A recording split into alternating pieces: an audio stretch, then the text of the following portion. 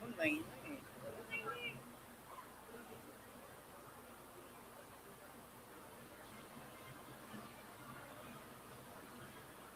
Wala pala si President.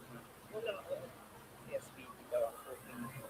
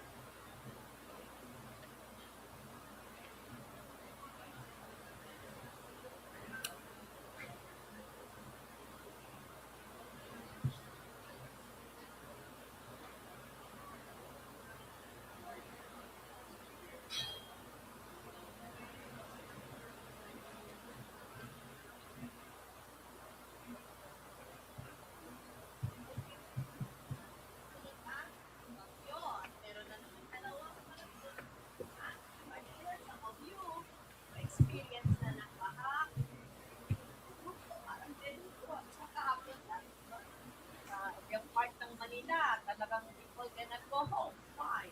Because this is suffering. Ganito rin sa atin. Lalo na yung mga taga-kami historical. Malonoship. All of this has something to do with climate change. May magagawa ba tayo?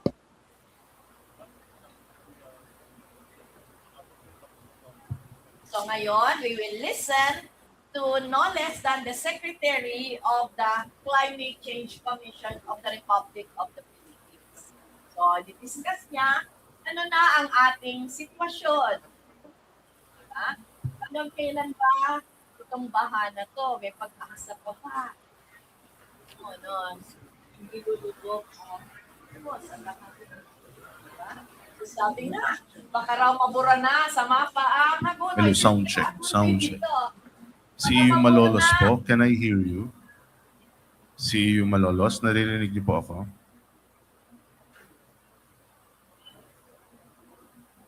CEU Malolos. Sound check. CEU Malolos po.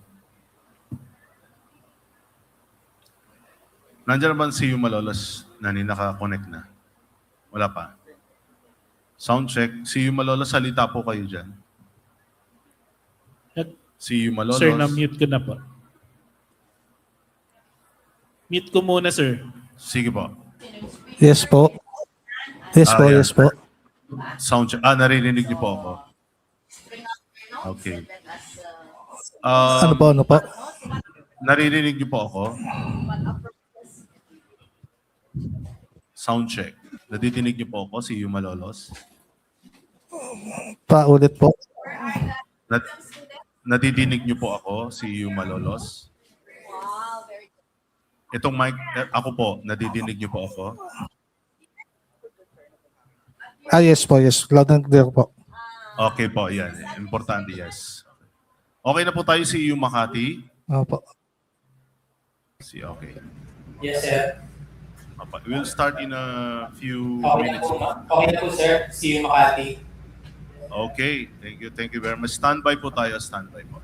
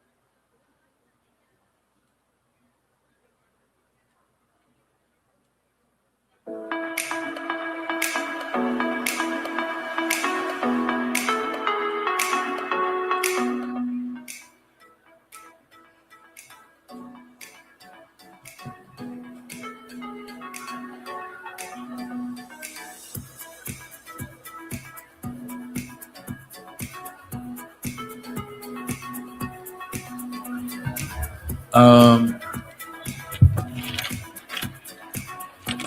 pwede pa nating i-occupy yung linya, third line. If you want to sit here sa magandang upuan, you can occupy this simula third line.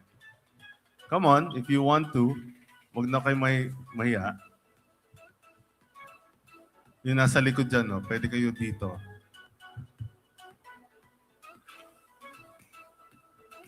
Ayaw nyo sa malambot na upuan. Kaya ayaw nyo mag-forward. Ayaw nyo dito. You can. Dito. Sige po.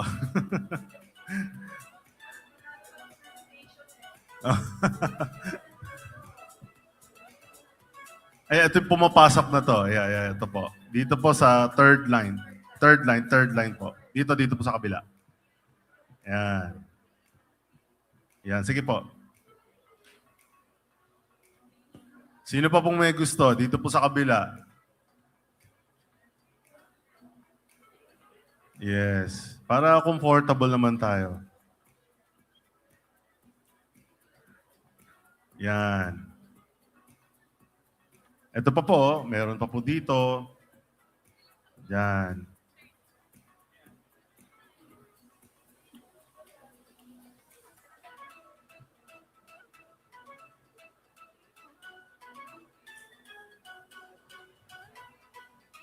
Sige, occupy that. Sige lang. Sige. Move sa dulo.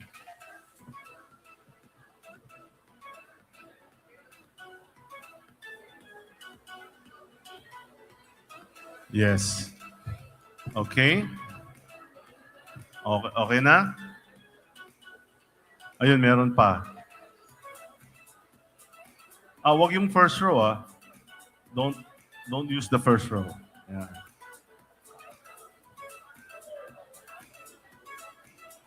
Meron pa yatang mga 6 na seats dito. Yes.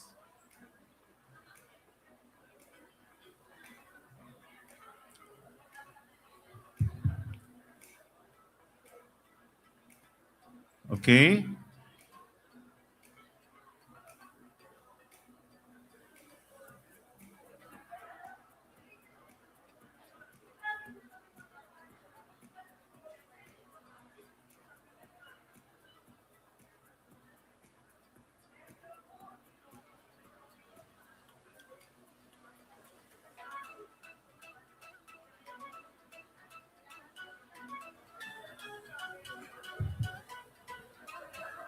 So our program will start in a few minutes. We're just waiting for our guest speaker. May I just ask everyone to put your cell phones into silent modes, please, so that it will not interrupt the program later on. Okay? So we'll start the program in a few minutes. Stand by po tayo.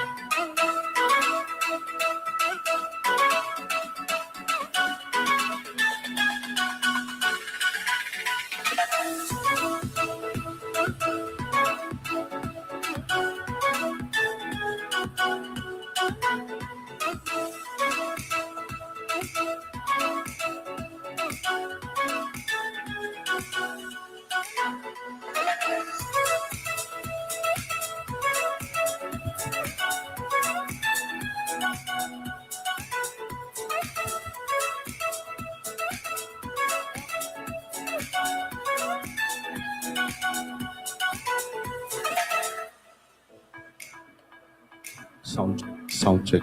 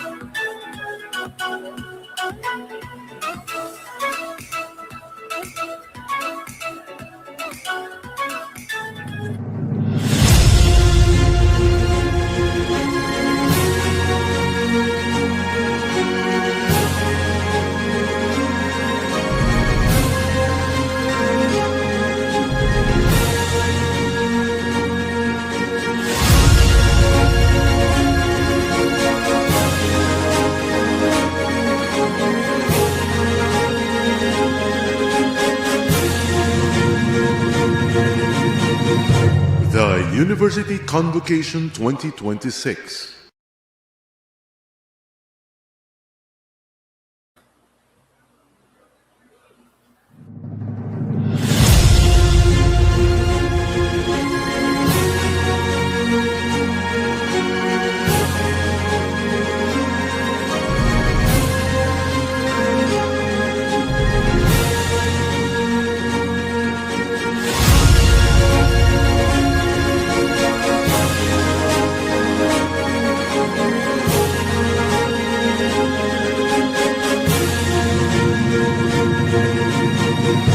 The University Convocation 2026.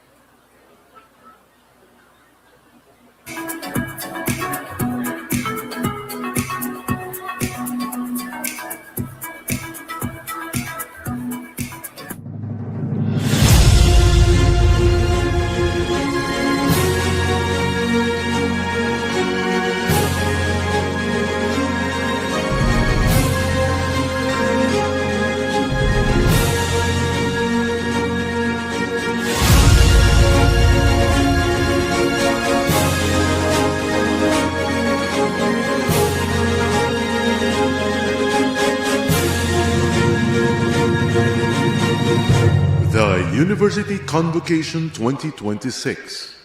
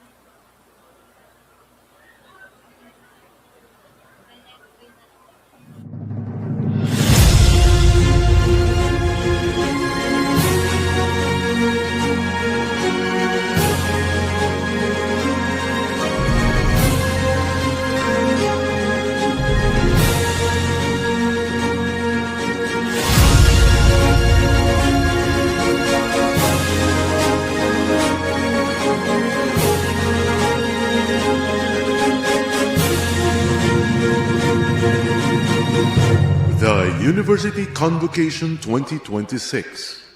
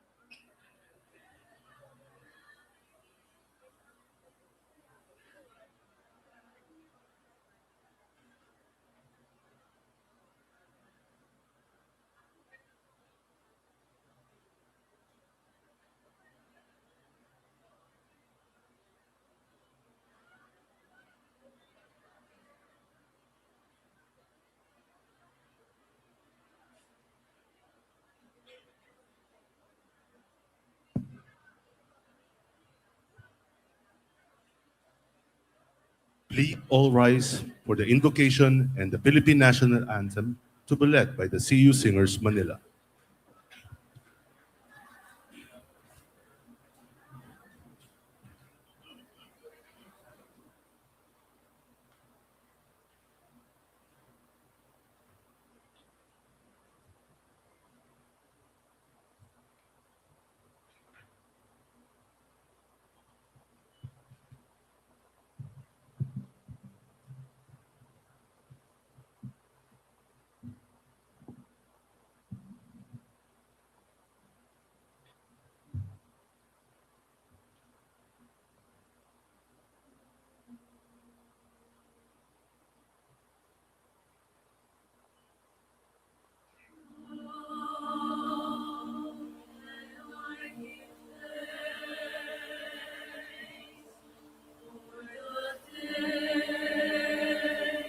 You have done for me.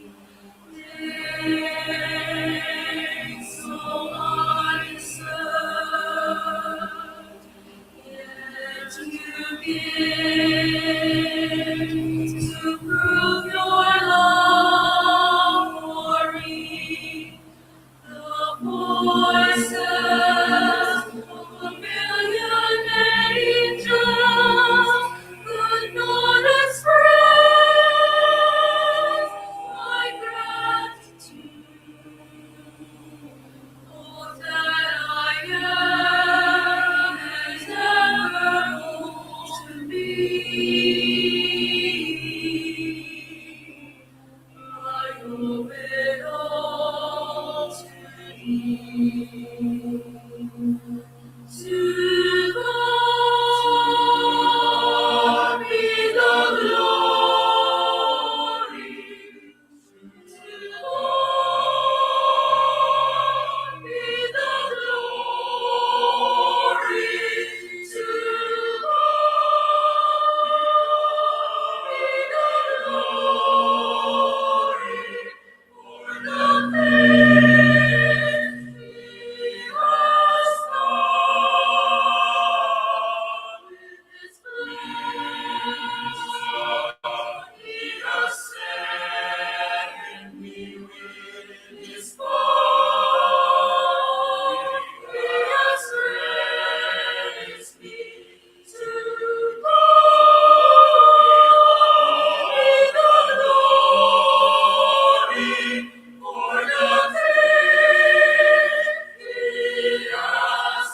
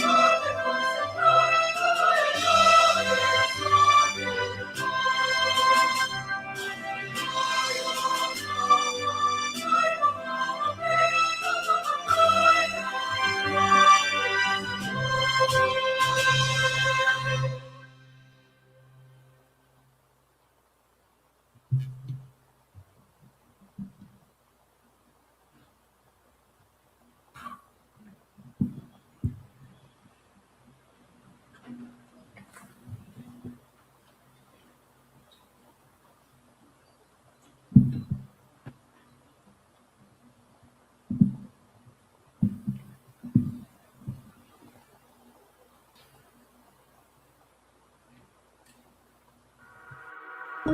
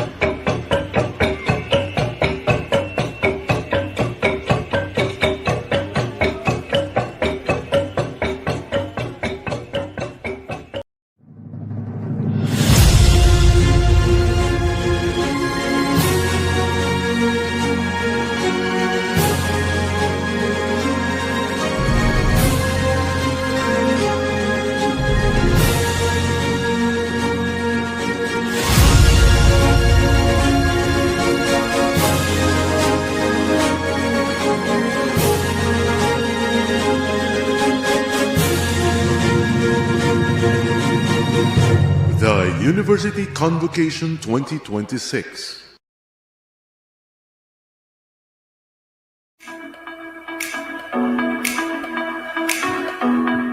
Ladies and gentlemen, please welcome our host, Professor J.C. Soto.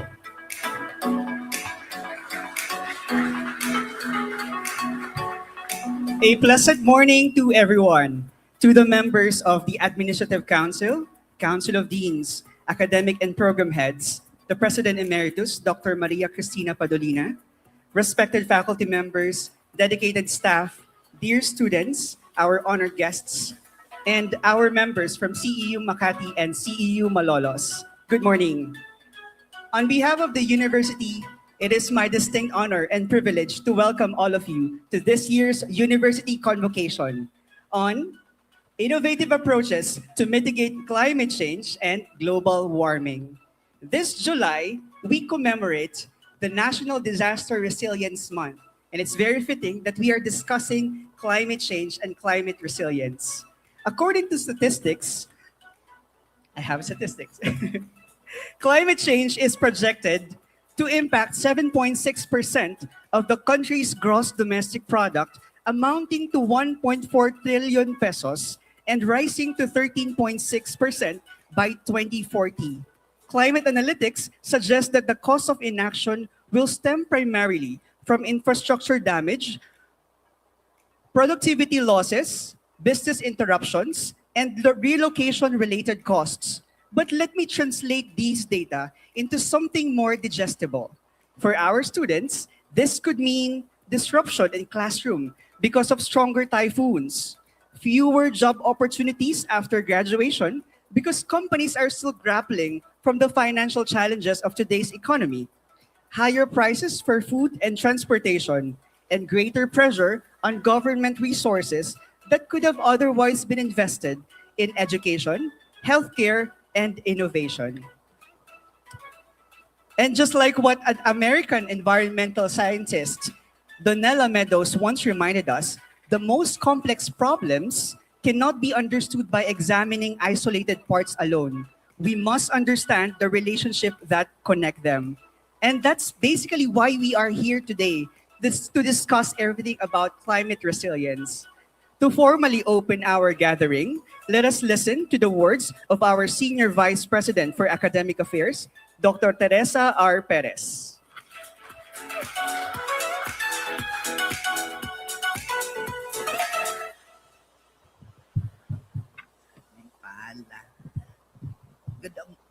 Hello.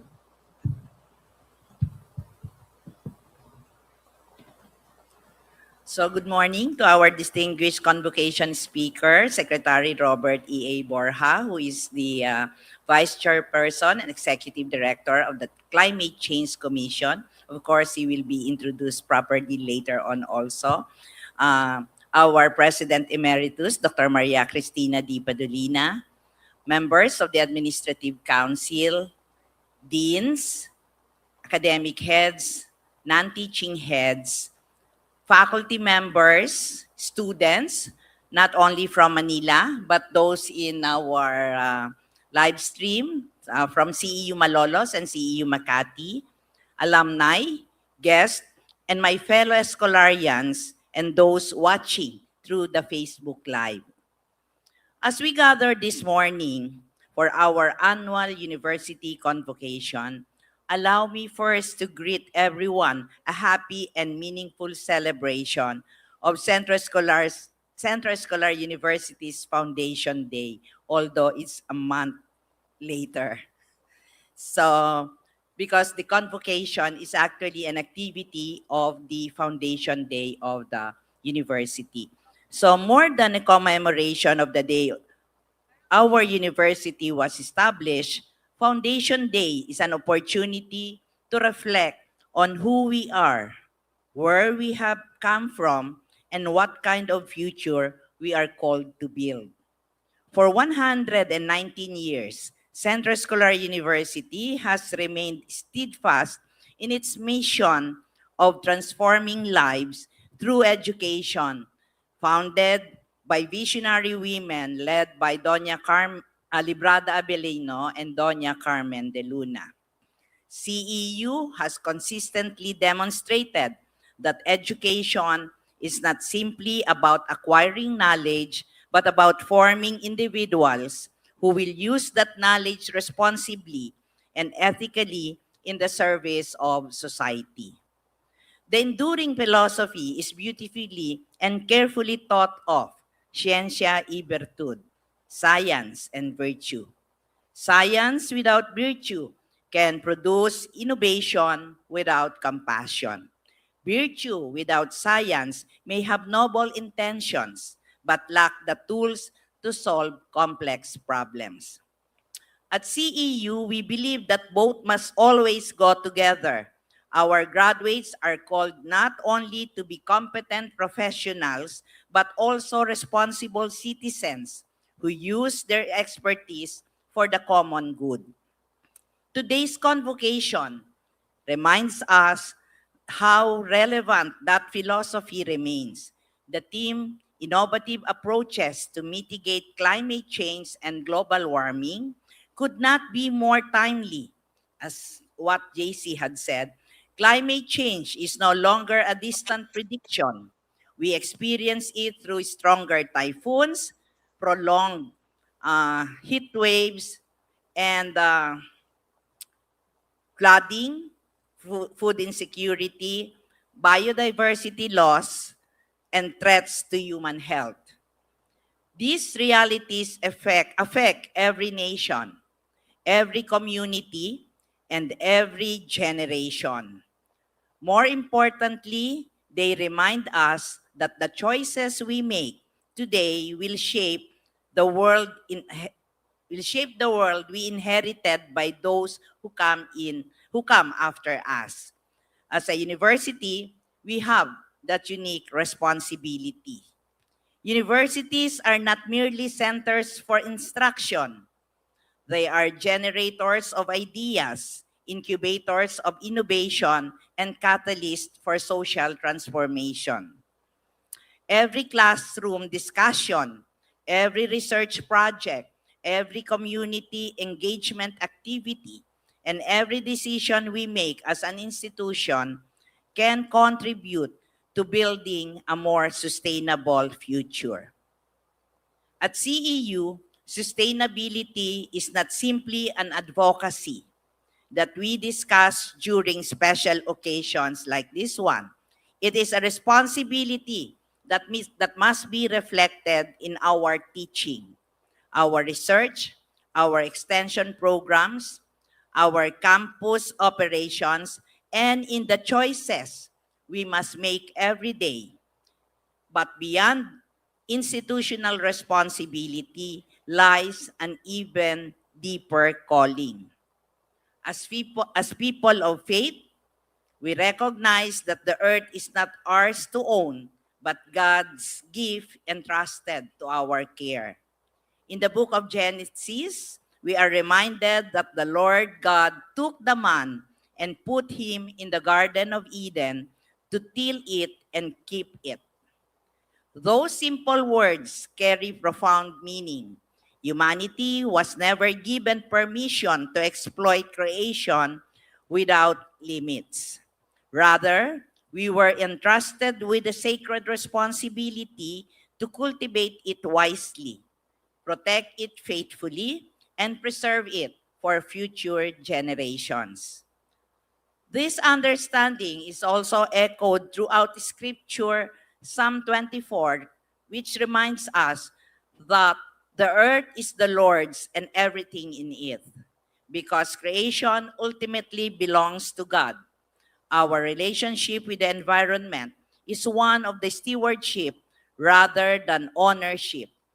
We are caretakers of a gift that has been entrusted to us, accountable not only to one another, but ultimately to the Creator Himself.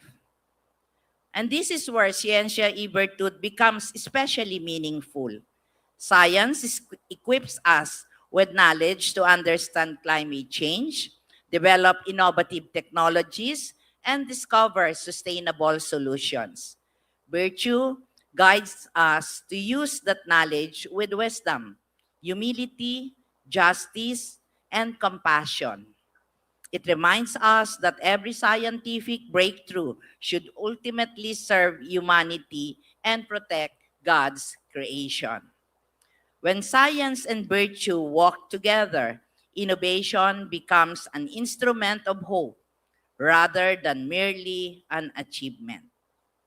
Our faculty can inspire environmental responsibility by integrating sustainability into their courses regardless of the discipline. This is also one thing that I want to follow up on our courses. We need to make good on this on the third year of our strategic plan. Our researchers can pursue innovative solutions that address local and global environmental challenges.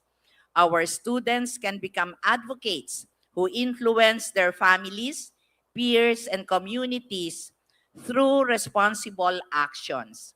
Our administrators and employees can continue creating policies and practices that reduce our environmental footprint. Real change begins with the seemingly ordinary acts, using resources wisely, reducing waste, conserving energy, protecting biodiversity, planting trees, supporting sustainable practices, and choosing lifestyle that respect both people and the planet. These actions may appear small, but when embraced by the entire university community, they become a powerful witness that education truly transforms lives. As many of you know, CEU has already embarked on meaningful sustainability initiatives over the years. These efforts demonstrate that we are capable of making a difference. Yet, today's convocation challenges us to ask an important question. Can we do even more? I believe the answer is yes. Let us aspire for CEU to become an even stronger model of environmental leadership among Philippine higher education institutions, not only through our policies and programs, but through the culture we cultivate. Let sustainability become part of the Escolarian identity, where caring for people and caring for the planet are inseparable. May every Escolarian become an ambassador of responsible stewardship. May the influence of CEU extend beyond our campuses, inspiring our families, our communities, our professions, and future generations to make choices that protect our common home. This morning, we are deeply honored to learn from someone who has dedicated his career to advancing climate action and sustainable development in our country. Secretary Borge brings to us not only his expertise and experience, but also valuable insights on how institutions and individuals can work together in addressing one of the defining challenges of our time. May his message inspire us not simply to listen, but to act, not merely to understand the science, but to practice the virtue that gives science its highest purpose. As we celebrate another year in the remarkable journey of Centro Escolar University, may we continue to live out Ciencia y Virtud, using knowledge with wisdom, innovation with integrity, and education in the service of humanity and the environment.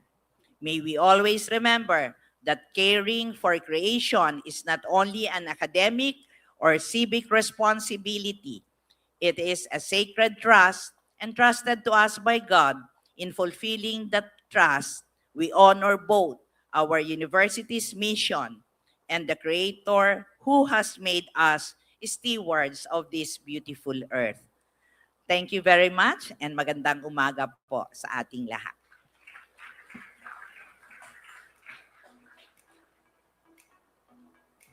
Innovation with integrity and compassion. Beautiful words. Thank you very much, Dr. Perez. Now, climate change threatens more than coastlines and ecosystems.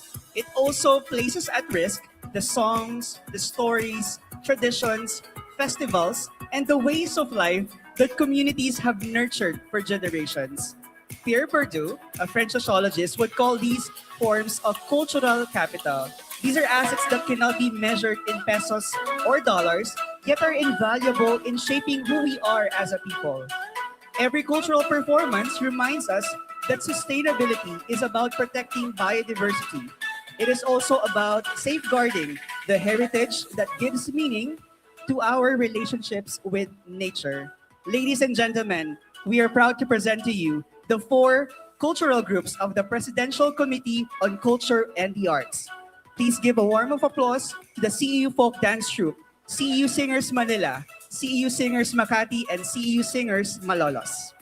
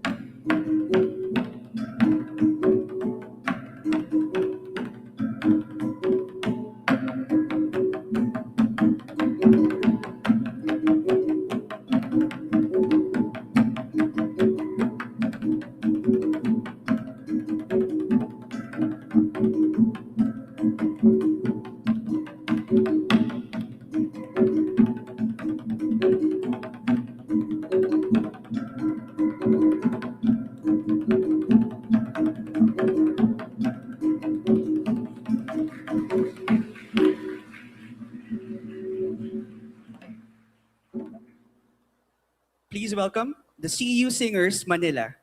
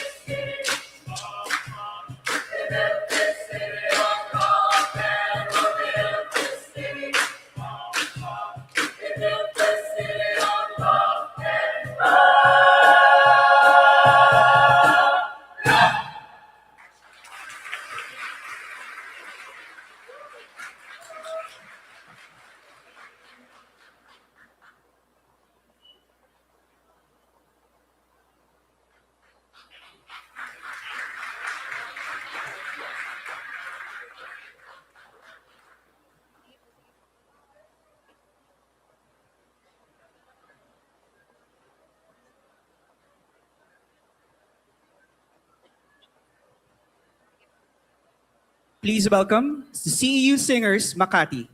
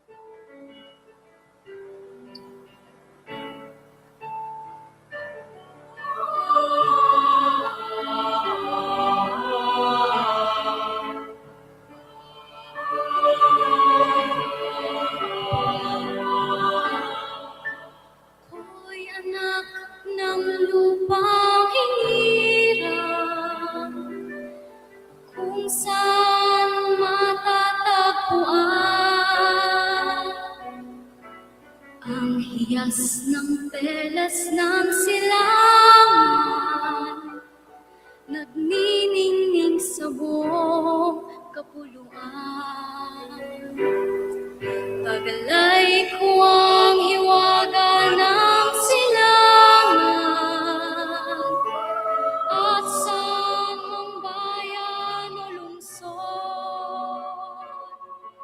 maging timog, hilaga at kanluran, ang Pilipino ay namumukod. Sama-sama natin ang pinakatayong na bituin, at ang tagumpay ng ating langit, tagumpay ng ating bituin, ang tagumpay at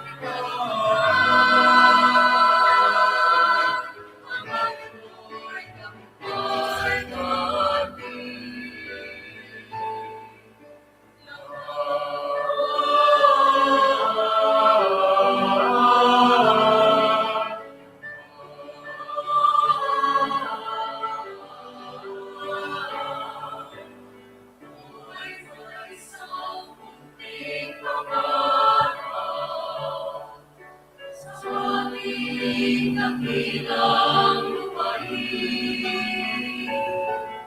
sama-sama nating pagsisikat, sama-sama rin mararating ang iba't ibang galaw, isang patutunguhan. Dito isang araw, isang kapuluan. Sama-sama natin mabuting, pinakamatayong na bituin, at ang tagumpay ng ating langit,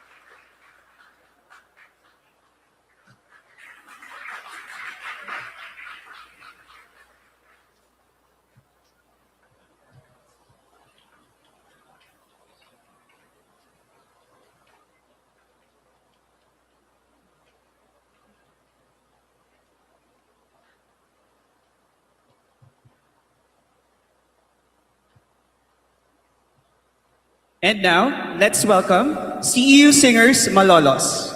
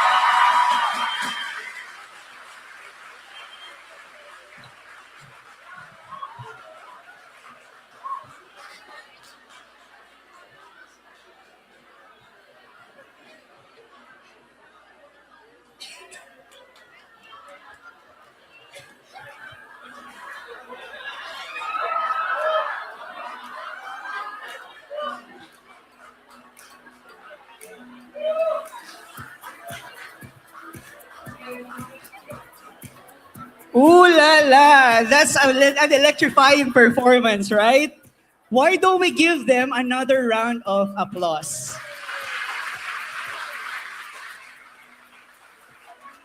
Thank you very much again to the CEU Folk Dance Troupe, CEU Singers Manila, CEU Singers Makati, and CEU Singers Malolos. That was indeed a visual and auditory feast, right?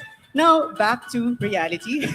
Okay, before we listen to the convocation address of our keynote speaker, allow me to leave you with a thought. The French sociologist Pierre Bourdieu argued that societies do not thrive on economic capital alone. They also depend on social capital, the relationships that enable people to work together, cultural capital, the knowledge, values, and competencies that we cultivate, and symbolic capital, the trust and legitimacy that inspire collective action. Climate resilience perhaps calls upon all these forms of capital. It requires investments, infrastructure, certainly, but it also requires informed citizens, collaborative communities, credible institutions, and leaders capable of transforming knowledge into action. And as we listen this morning, let us ask ourselves, what kind of capital are we building? Not only for ourselves, but for the future of our communities and our planet. To introduce our guest speaker, let me call on the Vice President for Student Affairs, Dr. Carlito B. Olaer.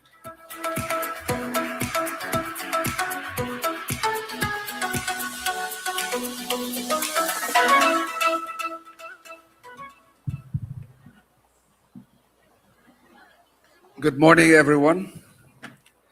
It is an honor and a privilege for me to introduce our speaker for this year's convocation. A career diplomat with nearly 2 decades in government service, Secretary Robert E.A. Borge is the Vice Chairperson and Executive Director of the Climate Change Commission, the Philippines' lead policy-making body on climate change.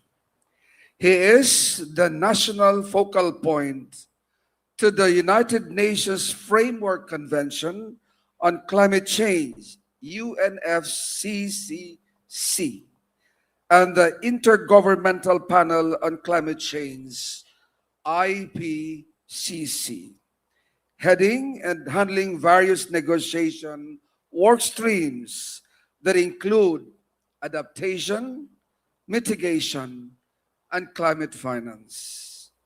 He has served as head of the Philippine delegation to UNFCCC, subsidiary bodies meetings, and International Seabed Authority General Assembly.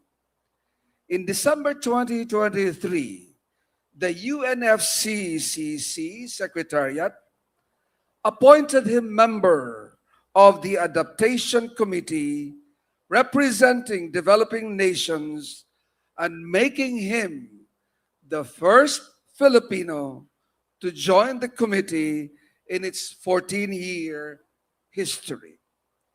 He was elected co-chair of the Organization for Economic Cooperation and Development, OECD, Inclusive Forum on Carbon Mitigation approaches in 2023 for a term of 3 years. His foreign postings include the Philippine Embassy in Washington, D.C., and the Philippines Permanent Mission to the United Nations in New York. Mr. Borge was a fellow at the Rhodes Academy of Oceans Law and Policy in Greece and attended the Klingendijl, Netherlands, Institute of International Relations in The Hague, and the International Institute of Humanitarian Law in San Remo, Italy. He has an executive master in disaster risk and crisis management, EMDRCM, from the ASEAN Institute of Management and a degree in communications from the University of the Immaculate Conception. Secretary Borge is a recipient of 3 Presidential Awards for outstanding and exemplary service. The Orden ng Lakandula, Ranggong Pinuno, Gawad Mabini, Ranggong Dakilang Kasugo in 27, and the Gawad Mabini with the rank of Grand Cross, Dakilang Kamanong in 2021. He is the son of retired Admiral Adolf P. Borge of San Fernando, La Union, and Barangay Captain Eleanor Alabado of Coronadal City, South Cotabato, and is proud to be Tubong Provinciano. To further introduce our guest speaker, please watch this video.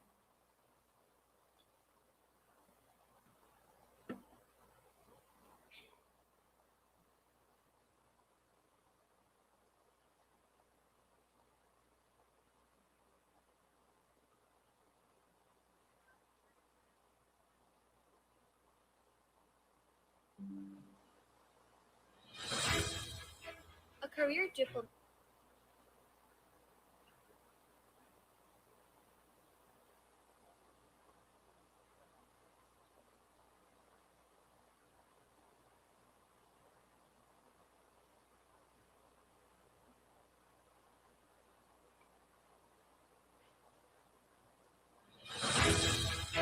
A career diplomat with more than 2 decades in government service, Robert E. A. Borge is the Vice Chairperson and Executive Director of the Climate Change Commission, the Philippines' lead policy-making body on climate change. He is the national focal point to the United Nations Framework Convention on Climate Change, or UNFCCC, and the Intergovernmental Panel on Climate Change, or IPCC, heading and handling various negotiation work streams that include adaptation, mitigation, and climate finance. He has served as head of the Philippine delegation to the UNFCCC subsidiary bodies and Conference of Parties meetings and International Seabed Authority General Assembly. In 2023, the UNFCCC Secretariat appointed him member of the Adaptation Committee representing developing nations and making him the first Filipino to join the committee in its 14-year history. He was elected co-chair of the Organization for Economic Cooperation and Development, or OECD, Inclusive Forum on Carbon Mitigation Approaches in 2023 for a term of 3 years. His foreign postings include the Philippine Embassy in Washington, D.C., the Philippines Permanent Mission to the United Nations in New York. Mr. Borge was a fellow at the Rhodes Academy of Oceans Law and Policy, Greece, and attended the Klingendel, Netherlands Institute of International Relations in The Hague and the International Institute of Humanitarian Law in San Remo, Italy. He has an executive master in Disaster Risk and Crisis Management, or EMDRCM, from the Asian Institute of Management, and a degree in communications from the University of the Immaculate Conception. He is a recipient of 3 Presidential Awards for outstanding and exemplary service: the Orden ng Lakandula, Ranggong Pinuno, Gawad Mabini, Ranggong Dakilang Kasugo in 2007, and the Gawad Mabini with the rank of Grand Cross Dakilang Kamanong in 2021. He is the son of retired Admiral Adolf P. Borge of San Fernando, La Union, and Barangay Captain Eleanor Alabado of Coronadal City, South Cotabato, and is proud to be Tubong Provinciano. Ladies and gentlemen, Vice Chairperson and Executive Director, Robert E. A. Borge.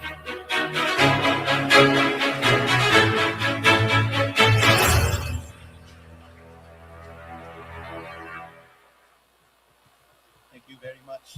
Please be seated. Can we move a little bit?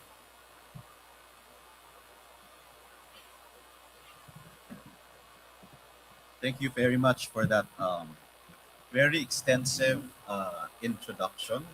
I just want to say, I hope you can hear me. I've been as a Foreign Service officer assigned to many parts of the world, traveling to 5 continents. But now I do find myself right back home where I think rightly, where there is much work to be done. So maraming salamat po sa introduction. Naririnig po ba ako? Yes? Yes, no? Magandang umaga. I'm back. For those who did not, I did not have the honor of meeting during my first engagement here with Pisere. It feels good to be back, even if I'm not an alumnus of Centro Escolar University. Still, I feel like I'm at home. So maraming salamat po sa inyong pagtanggap sa akin. When I was asked about this particular invitation, I made sure that I would be involved not only in the preparations, but also for the speech, because I know that this is an important event for Centro Escolar University. I'm known for going off script for my speech, but I also know that, yes, go ahead.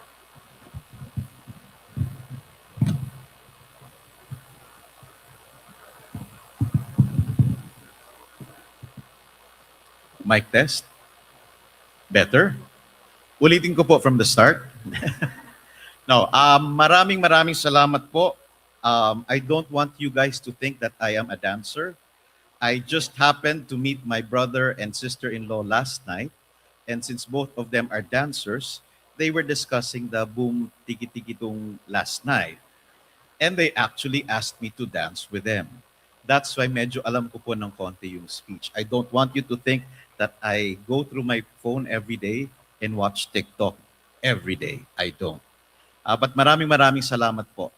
I like the way the event has been treated and programmed, from the philosophical to the theological to the social contract basis of the work that we do. Also the reminder about the responsibilities, not just of the institution, but of our students. And I always tell my team that I and the office should always welcome invitations from universities and schools. Our engagement with the youth is essential. Bakit po? Because I firmly believe that the youth are not the future of this country. They are the present of the country. That's why you deserve the very best from all of us who are trying to do our very best to make our country work together. If I may proceed, allow me first to acknowledge our officials. Dr. Maria Cristina Padulina, President Emeritus. Yes, you may applaud.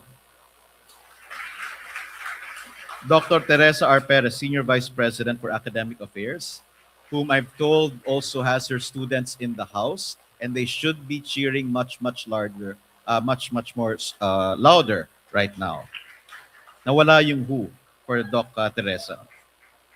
2, Dr. Maria Clara Perlita Erna Villabot, VP for Research, Innovation, and Institutional Development.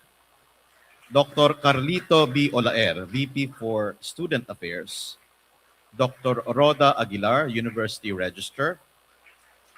Dr. Maria Flordelisa L. Anastasio, VP for CEU Malolos. It's a very enthusiastic member of the crowd right there. I hope he or she is from Malolos. Dr. Pearly P. Lim, VP for CEU Makati. Apparently Makati residents. Ms. Maria Rolina S. Servitilio, VP for Admin and Accounting. Mr. Jericho Orlina, AVP for Business Affairs. Our colleagues from the CEU Presidential Committee on Culture and the Arts. Our guests from the schools, CEU Makati and Malolos, and the performers, and the entire Escolarian community, and also our guests and friends on online.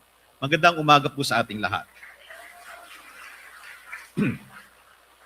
You know, as Centro Escolar University marks its 119th foundation anniversary, we celebrate more than the longevity of an institution. We celebrate nearly 12 decades of helping shape minds, form character, and prepare generations of Filipinos for lives of purpose and service. Anniversaries naturally invite us to look back with gratitude, with thanks. Universities, however, have always asked us to do something more. They ask us to look forward with responsibility. Maybe this is why it's very fitting that we gather today around one of the defining questions of our time. You know, outside this hall, the rain continues to fall. Some of us hardly noticed it because we're inside the hall. We arrived safely, we found our seats, and this gathering proceeds as planned. But somewhere else in our country, in Metro Manila, that same rain means something entirely different. For one farmer, it brings relief after weeks of waiting. For another family, it brings quiet anxiety. Why? Floodwaters begin to rise. Somewhere, a fisherman has decided not to leave shore, therefore, foregoing the day's catch, foregoing today's income. Somewhere else, a child wonders whether there will be classes tomorrow. The same rain, different realities, but one Philippines. Those simple images remind us of something important.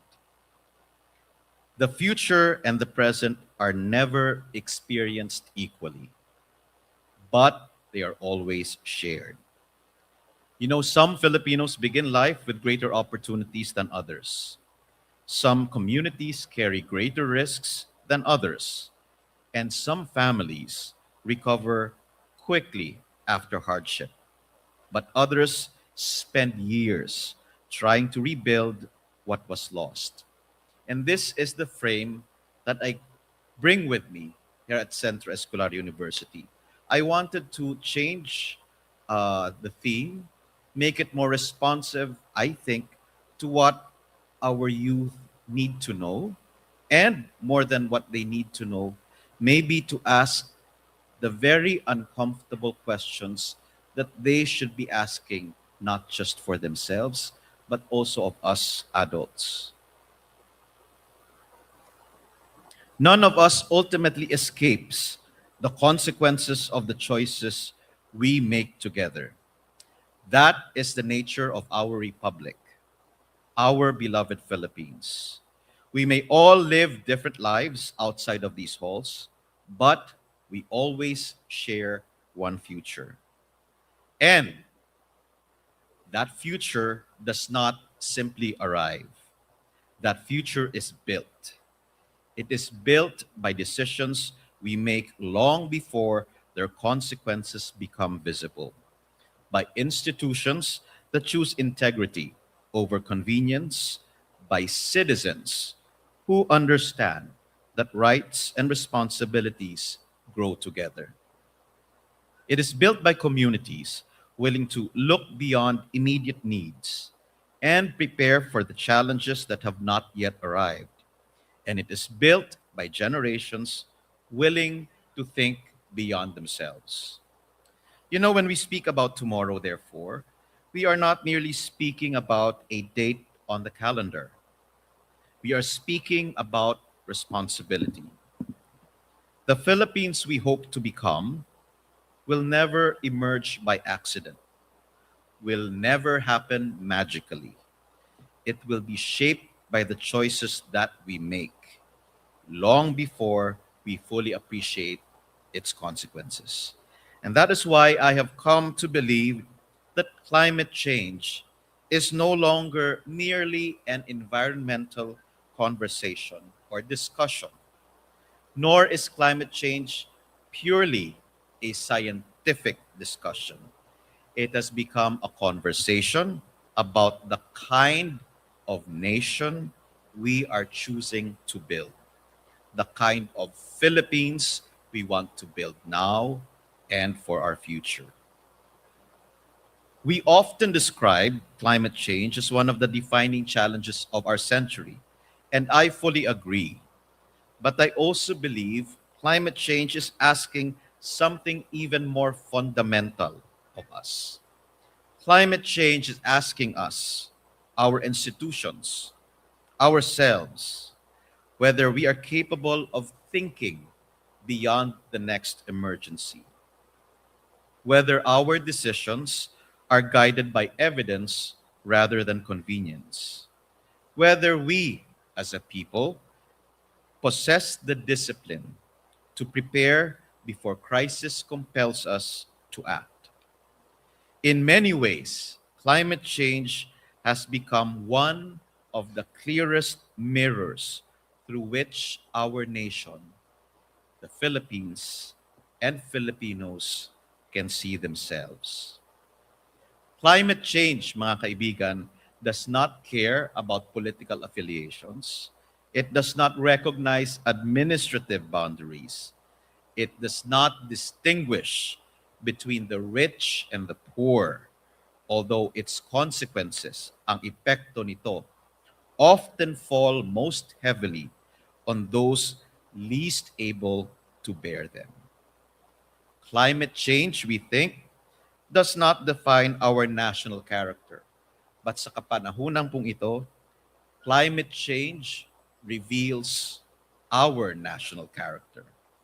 And I say this philosophically. I am part of government.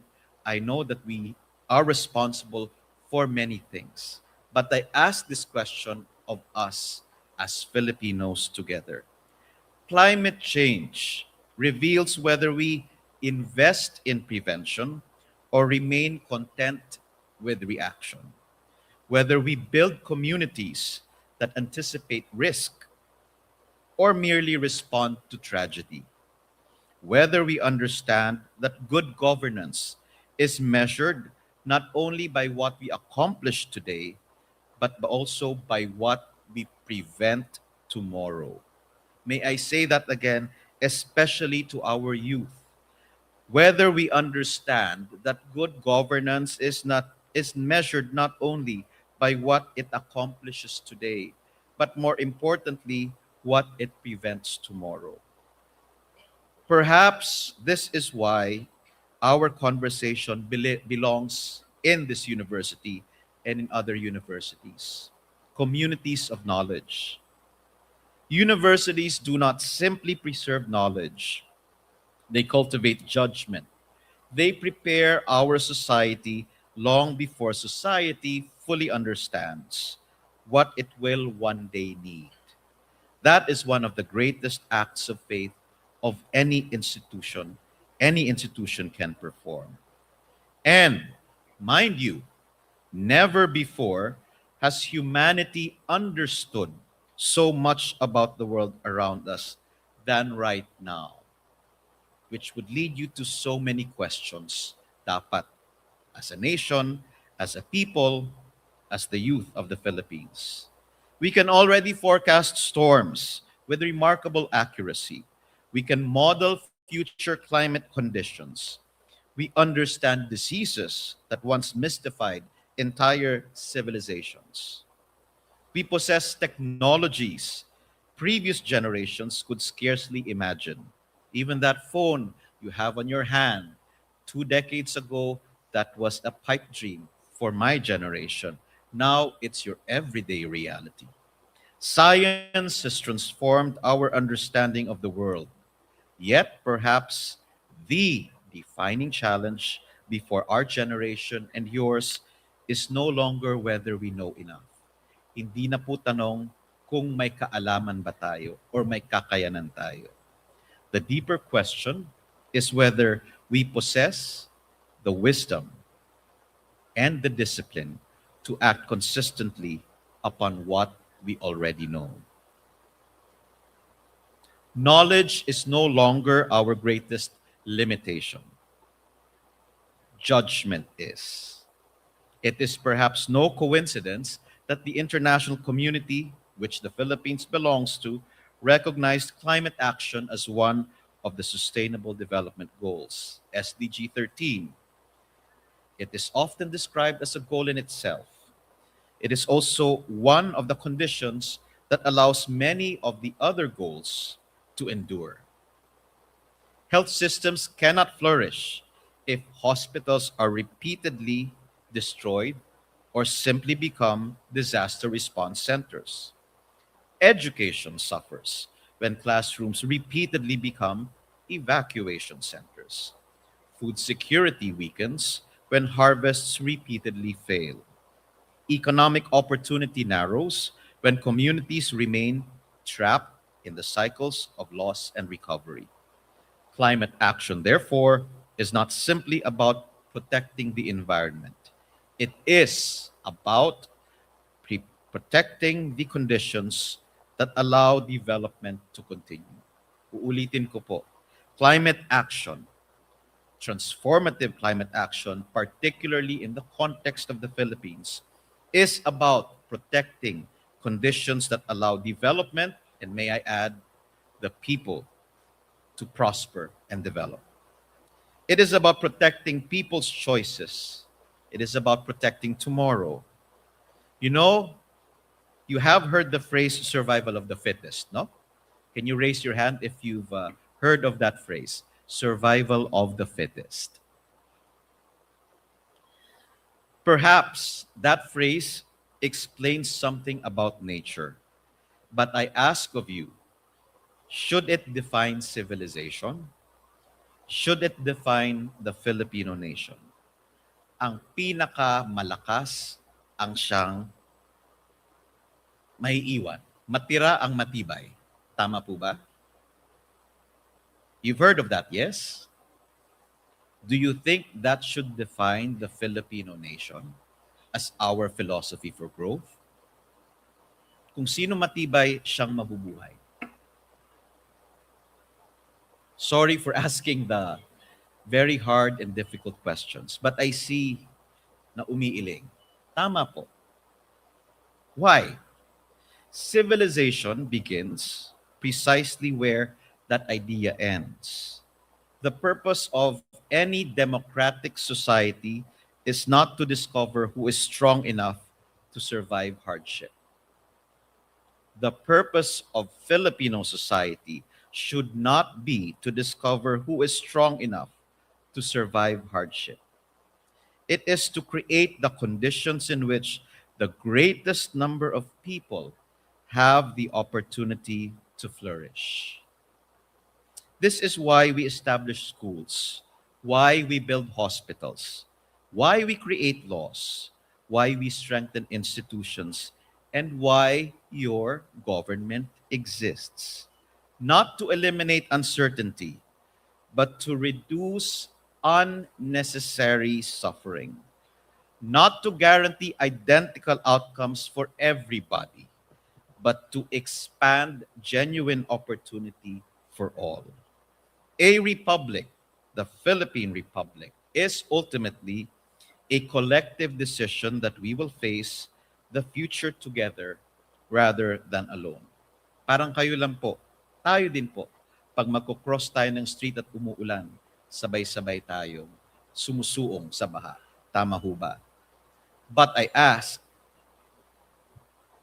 is this an experience that we will take in as normal? Do the youth deserve that type of present? I recall, and I'm sorry I'm going off script, one of the questions I ask, because I'm single and I do not have children, but in my office I am the de facto father. I have many questions whenever there's an extreme weather event. I worry about my team, I worry about my staff. But I also remember when I was growing up, I was your age, I grew up in Mindanao, we were technically out of the tropical cyclone zone. Several decades fast forward, no longer the case. When I was younger, whenever the rains would come, we would meet it gladly. Why? Because my home was built on a hill. At pag umuulan, kumukuha kami ng isang pakpak ng niyog. At kami magsaslide down ng aking mga kaibigan sa gitna ng putik. Rain was a welcome event for us. It was rejuvenating. It was exhilarating. May I say, it was fun. Now I worry for our generation who treat rain as something that needs to be avoided, as something as a harbinger of bad things to come. In example, baha. I don't think our youth deserves that right now. Please applaud if you agree with that.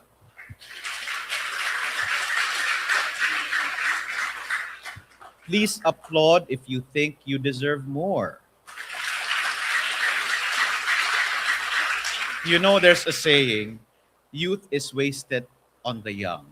But I think our youth, and I address our educators in the room, the youth deserve to enjoy their youth. And this has always been a discussion and debate in my office because we talk about youth as part of the answer to the problem that we have. Totoo naman po. Pero siguro isipin natin ng urgency. Pinapatawan natin ng malaking, it's a heavy burden for the youth. And we're very grateful that the Filipino youth, among the other youths that I've known outside of our country, take on the responsibility of shaping the future. But perhaps, no, kung akong kabataan ngayon, magtatanong ako, hindi ba kailangan magpahinga din ako ng konti? Hindi ba kailangan mag-enjoy ako ng konti? Hindi ba pwedeng ang ulan ay, how do you say this poetically? Pag may ulan ay titingin ako sa langit at just let it fall. Because I will not fear that isang baha will carry me away. History reminds us of this, no? The world's greatest civilizations did not emerge despite water. They emerged because of it. Alam natin, history. The Nile, the Indus, the Tigris, and the Euphrates. May I say Pasig and the major river basins in the Philippines. Water sustained life. Rain nourished harvests, and rivers connected communities. Water has always made civilization possible and civilization thrive, which is why I often remind people, rain is not our enemy. Water is not our enemy. The challenge has never been rain itself, and the scientists agree and disaster risk managers agree. The challenge is whether we have learned to live wisely with the realities we already understand. Tanong ko po, when familiar rains repeatedly become disasters, we owe ourselves that responsibility to answer several uncomfortable or just one uncomfortable question. Why do we keep rebuilding the very conditions that allows disasters to happen? Bakit natin hinahayaan mag-rebuild tayo ng para-parehong kondisyon na antimanong nagkaroon ng disaster sa atin? Every disaster should leave us with more than repaired roads and rebuilt homes. It should leave us with better judgment. If we repeatedly restore the very conditions that made communities vulnerable in the first place, then we are not merely rebuilding after disasters. What are we doing?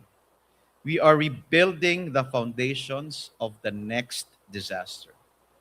And in this regard, ako po ay talagang concerned about the future that we have. Are we preparing our communities for the future, or are we quietly building the next disaster? This is not only exhausting, it is costly, mahal, costly in public resources, costly in lost opportunities, and most importantly, costly in lives, livelihoods, and futures that might otherwise have been protected. Maybe this is the uncomfortable truth climate change is placing before us. Not that nature has just simply become less predictable, but that responsibility has become more difficult to postpone. Sorry, I'm getting a little bit emotional, but let me also give you the bright side. Dahil hindi naman puro bad news. And I see the look of concern on the youth, and again, I am concerned about that. Your government has been doing what it must and should. For the first time, the Philippines submitted and completed its very first national adaptation plan. That national adaptation plan identifies 8 priority areas to address the very same concerns we are talking about now. We also have the nationally determined contribution, which allows us to address issues on our greenhouse gas emissions and how to lower it. Bakit po? Dahil ang greenhouse gas emissions natin ang nag-fuel ng ating climate change. I just want to reassure the audience that the plans are there based on science, based on evidence, based on an extensive intergovernmental consultation and consultation with our academe, the private sector, and with our CSOs. Pero syempre po, ang plano ay plano lamang kung hindi natin gagawan ito ng paraan para ma-implement. We are working on the implementation, and maybe what I ask of you is become even more an active partner. Maybe my ask for Centro Escolar University is to be even more a active partner in nation building.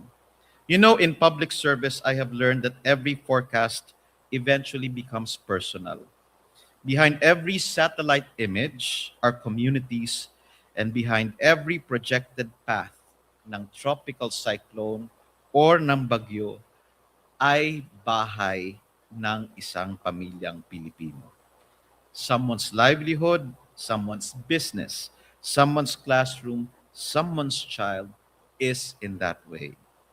It is easy to discuss climate change in terms of degrees Celsius, millimeters of rainfall, hectares affected, or billions of pesos in damages. Those numbers matter. They help us understand the scale of the challenge. But again, no community has ever experienced climate change as a statistic. It is experienced as you do. Interrupted schooling, loss of livelihood, loss of harvest, loss of houses, sometimes loss of hope. Climate change is lived one household at a time, and one community at a time, and one decision at a time. And this is why I have never been convinced that climate policy is only about climate or the environment. At its heart, it is about people, our people, and that's you. It is about whether families continue to have choices, whether our youth, you right now, have choices to make, whether development remains possible despite a changing climate. And in many ways, adaptation is simply another way of asking a very profound human question. How do we ensure that tomorrow does not become smaller than today? That question has stayed with me throughout my years in public service, not because the answers have always been clear to me, but because the clarity of the responsibility is. You know, there are days, I will be very, very honest, when the scale of the challenge feels very overwhelming. There are days when another weather bulletin arrives, another flood, another drought, another community placed at risk. And on those days, I remind myself that despair has never protected a single community, and neither has wishful thinking. The future is not shaped and will not be shaped by optimism alone. It is going to be shaped by judgment, by preparation, by the quiet, patient work of making better decisions before circumstances leave us no choice. Make no mistake, though, science remains indispensable. It allows us to understand reality as it is. It helps us anticipate risks that cannot yet be seen. It gives us the best available evidence upon which to act. Now, let me reassure again our youth. Yesterday, I attended a public hearing in Congress about climate change expenditure tagging. And I will have to say, our congressmen are also working on the vision of our president in making that quantum leap to a more climate resilient Philippines. They are now asking where we are investing our taxes, in climate resilience. They want to make sure that the system developed over the years by the Climate Change Commission, together with the Department of Budget and Management and the Commission on Audit, tracks, monitors the investments that we make, and we make sure that they have the impact that we want.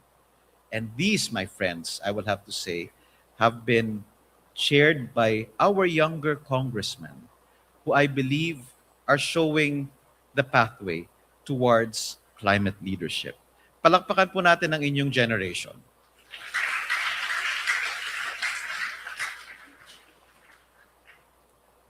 Again, no? Science remains indispensable. It gives us the best available evidence upon which to act. But science, Madam Vice President, Professor, cannot choose for us. Science will not choose for us. Science cannot decide whether prevention deserves greater investment than repeated recovery. Science cannot determine whether protecting forests, our trees, is more important than replacing them after they have disappeared. Science cannot tell us whether short-term convenience is worth long-term vulnerability. Science informs judgment. It does not replace it. That responsibility belongs to all of us, to citizens, to professionals, to business leaders, to civil society, to government, to every institution that shapes our common future. And that brings me back to why universities matter, why Centro Escolar University matters. Universities occupy a unique place in society of shaping the minds, the hearts, the values of our young. Governments often respond to today's needs. Businesses often respond to today's markets, and communities respond to today's realities. But universities prepare society for questions that have not yet fully arrived. That may be your greatest contribution. You form judgment before judgment is required. You cultivate habits of inquiry, magtanong, before certainty becomes impossible. You teach young people not merely how to solve problems, but now how to recognize the right problems to solve. That responsibility has never been more important than today. Every lecture, every activity in your university and universities across the country is important. To the youth, don't take this as just your everyday activity. Perhaps one day when you are 40 or 50 years old, I hope that you can look back and maybe say that this was one of the more defining moments in your life. You know, when you realized, I don't exist just for me and my dreams. I also exist for the dreams, not just of my family, not just of my community, but also for the dreams of my country. Again, they may seem like ordinary parts of university, but they quietly shape decisions that will someday be made, depending on your degrees or wherever your destiny takes you.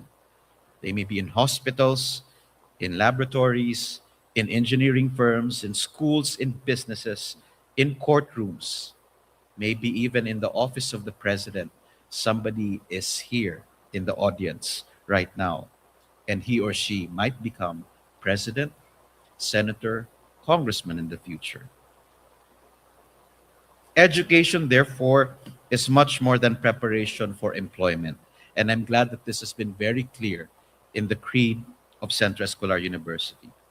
What it does is it prepares all of you for citizenship. Citizenship is not simply the exercise of your rights. Hindi lang po kung ano yung karapatan natin. Tandaan natin, we need to accept the responsibility for a future. A democracy is not there just for your rights. It is also there for you to be reminded that you have responsibilities. And you have to accept the responsibility for a future that we will experience together. We, of course, take part of that responsibility. And may I just turn a little bit more, even more philosophical. This is why I address this to our students. Your teachers, your professors, occupy an extraordinary place in nation building, apart, of course, from your parents and your government. Long after facts are forgotten and judgment remains. Long after those chemical formulas that are now racing back in my mind, that I'm traumatized because I got a 3 in chemistry. Long before all of that happens, something remains. Values continue to shape those decisions. Long after graduation ceremonies have ended, the habits of mind formed inside classrooms will continue to influence how societies govern themselves. This is, how do I say this? I don't want to take away the exuberance of youth, but I also have to be honest with you guys.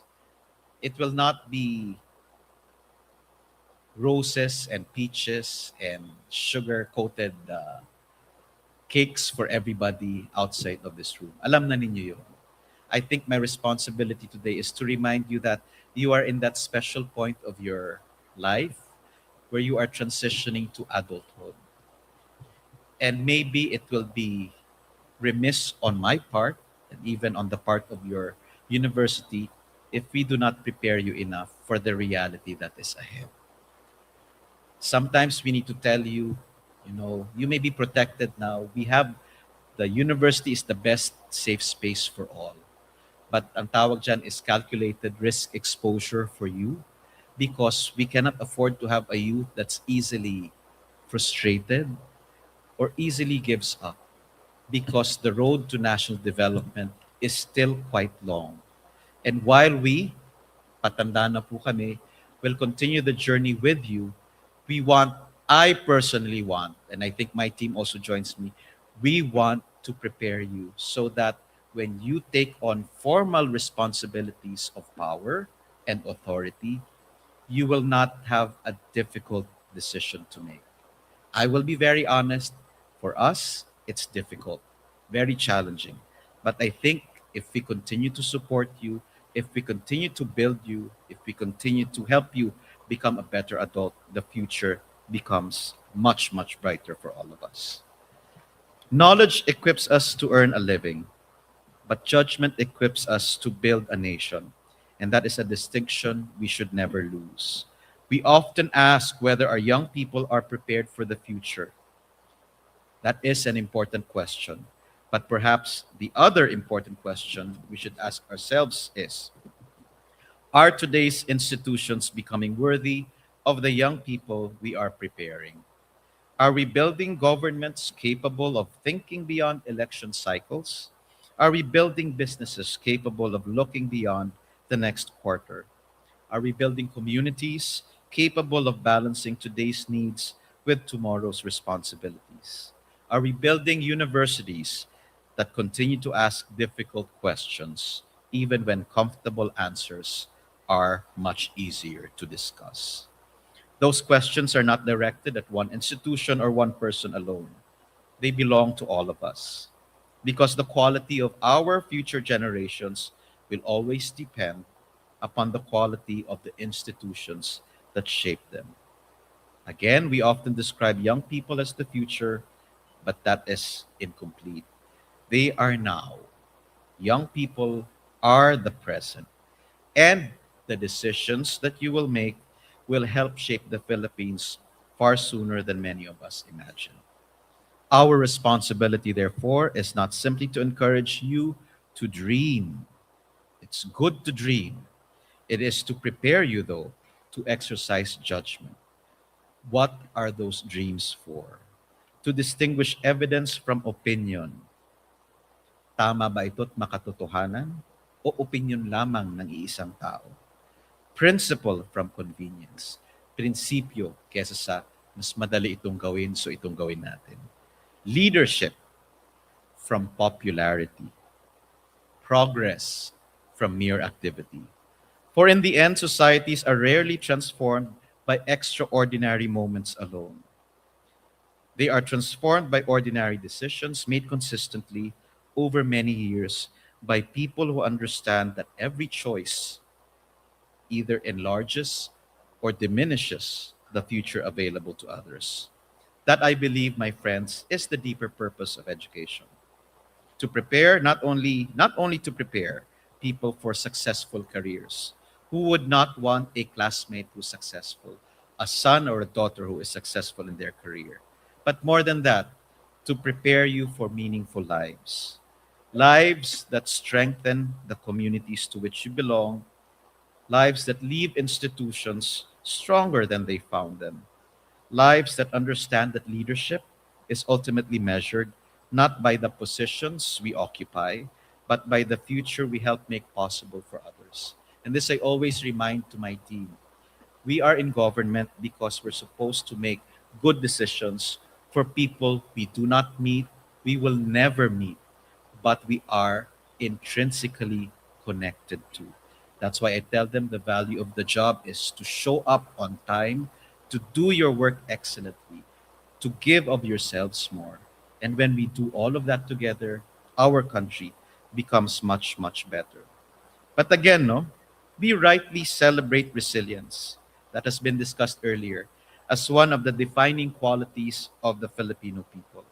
I think no one will disagree that the Filipinos are a resilient people, correct? Right? Bear with me. Hindi lang tayo pabigat ng loob. But again, we are a resilient people, right? Our history gives us every reason to be proud of our resilience. Time and again, the Filipino people have shown remarkable courage in the face of adversity. We rebuild after storms, we recover after earthquakes. We help neighbors before we even help ourselves. We endure. That resilience is real. It deserves our admiration. At this point, may I just ask everyone to hold the hands ng katabi ninyo, just to make this an even more meaningful experience. Because the resilience that we are known for is mainly because we feel very much physically connected to our neighbor, to our family. Pag hinawakan niyo po, what do you feel? Diba? You feel comforted, right? What do you feel? You feel, eto nasa utak ninyo at nasa puso ninyo. Iba naman dyan, I think, katabi yung crush. Ibang klase ho yan. But what do you feel? When you hold another person's hand, it means that you are not alone. It means that you will not be left alone to bear the burden of something that's ahead of you. So look at your seatmate. They will be part of your continuing lives. And maybe you can thank them at this point for being there. Okay? But again, that's part of the resilience. But perhaps we should ask ourselves another question. I always have so many questions. Have we become, as a Filipino nation, too willing to celebrate resilience when what our people truly need and truly deserve is foresight? Naging komportable na ba tayo sa ideya na resilient tayo? At i-celebrate natin yun. Magdiwang tayo dahil resilient tayo. Pero hindi ba natin naiisip na baka naman ang kinakailangan ng nating lahat ay hindi lamang resilience, kung hindi foresight. Why do we need to rebuild when in the first place we are not destroyed? Right? Why do we need to go to our restrooms and washrooms and make sure that our feet are clean after sumuong tayo sa baha kung wala namang baha? Bakit kailangang mag-coastal cleanup kung tayo mismo ay responsable sa ating basura at malinis ang ating kapaligiran? At imbes na tayo ay mag-coastal cleanup, ini-enjoy na natin ang beach. Hindi po ba natin iniisip yun?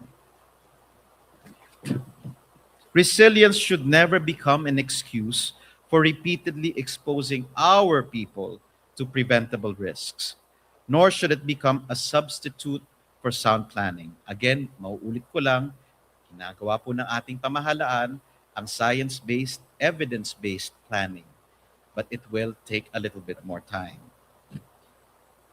The highest measure of governance is not how efficiently we respond, is not just how efficiently we respond after disaster strikes. It is how rarely our people are needlessly placed in harm's way in the first place. Yung sinabi ko kanina. That is the difference between reacting to the future and preparing for it. The Philippines, I believe, has never lacked for talent nor intelligence.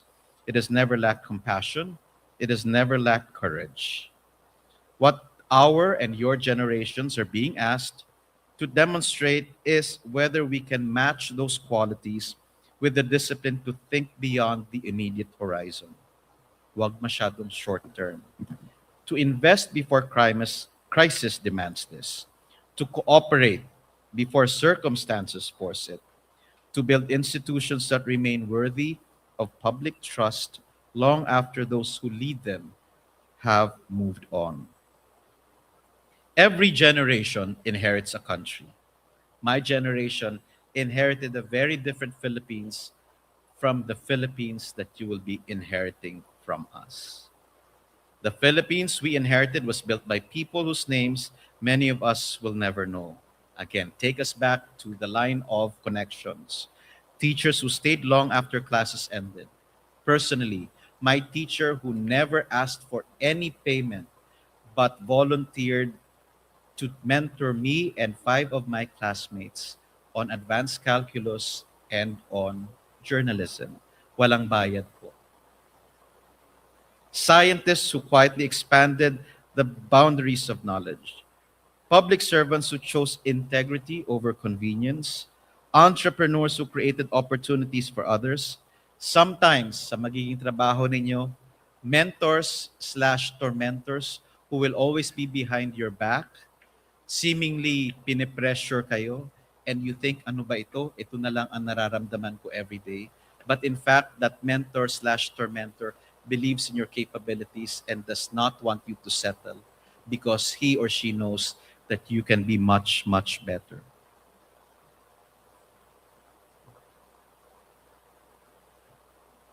More importantly, parents who sacrificed so their children could dream bigger dreams than they themselves could imagine, especially for our students now. Please never forget your parents. They did not build a perfect nation, and no generation ever will.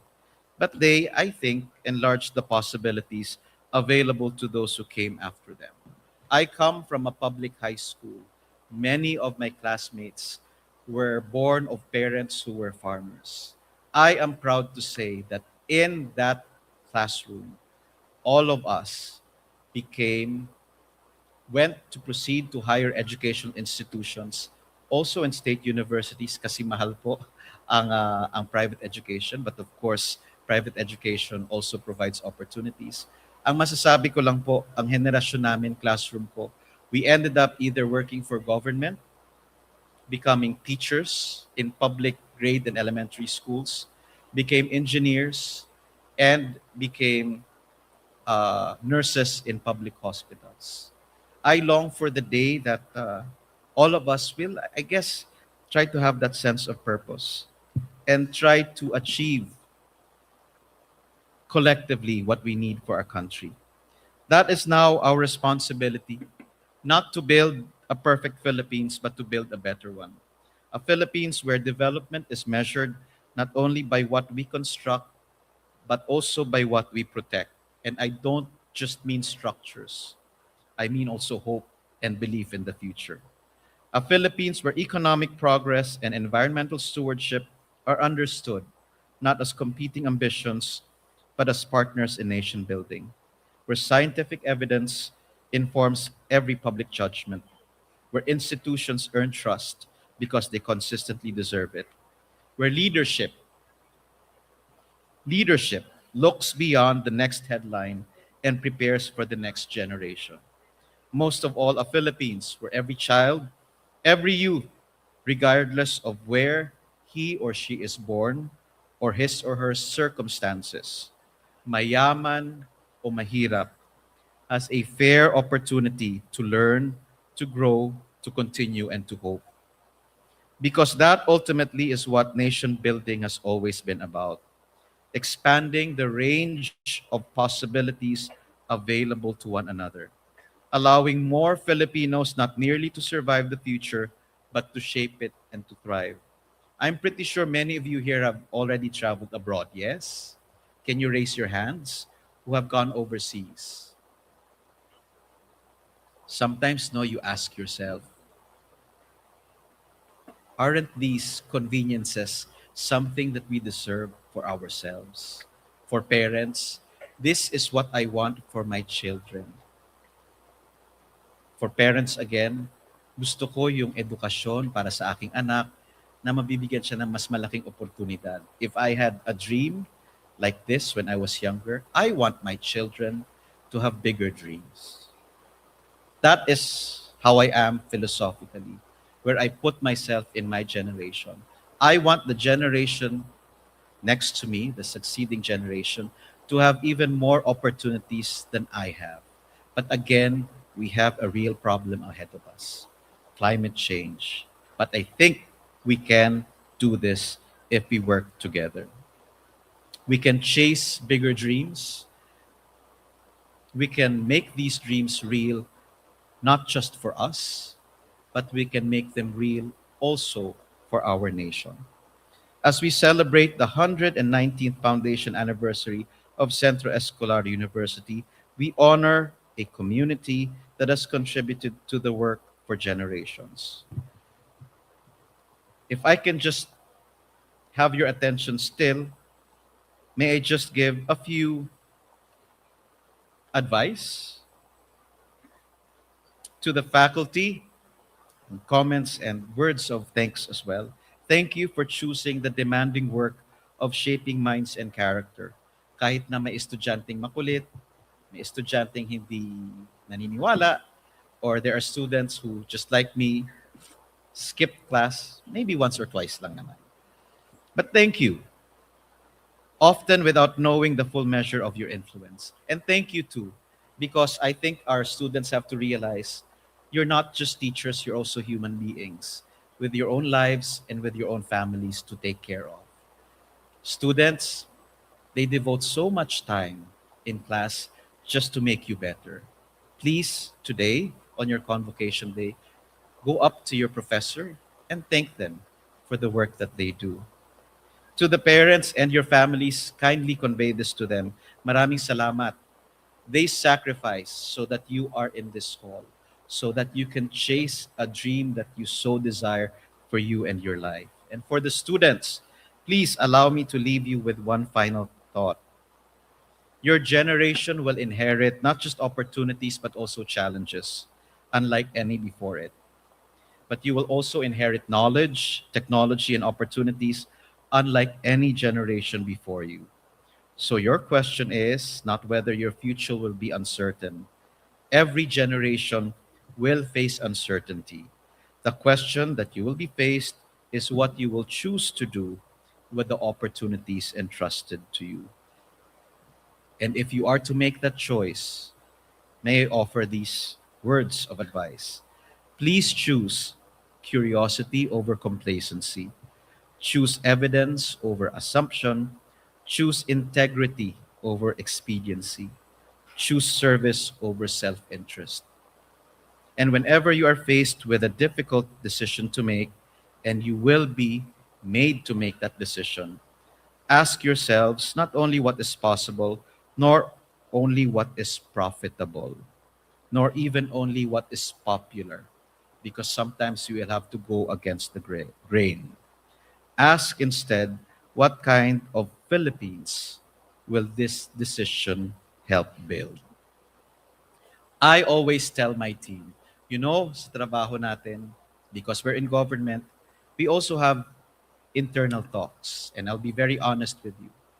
Some of my teammates, my staff, also question, they say, why is government like this? Why is government like that?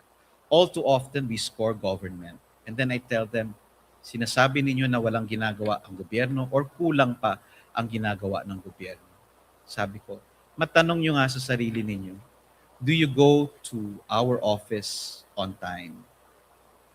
Pag kayo ba ay gumagawa ng inyong policy paper or any submission, is it done excellently?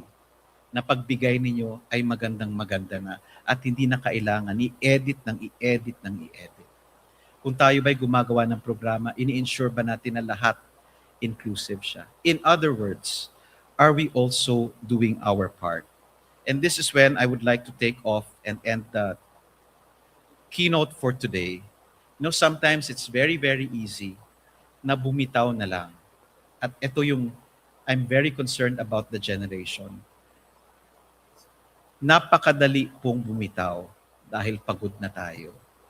Pero sa ginawa natin kanina, dapat alam natin na meron tayong katabi at kasama. That is the concept not just of being an individual, not just of being a person.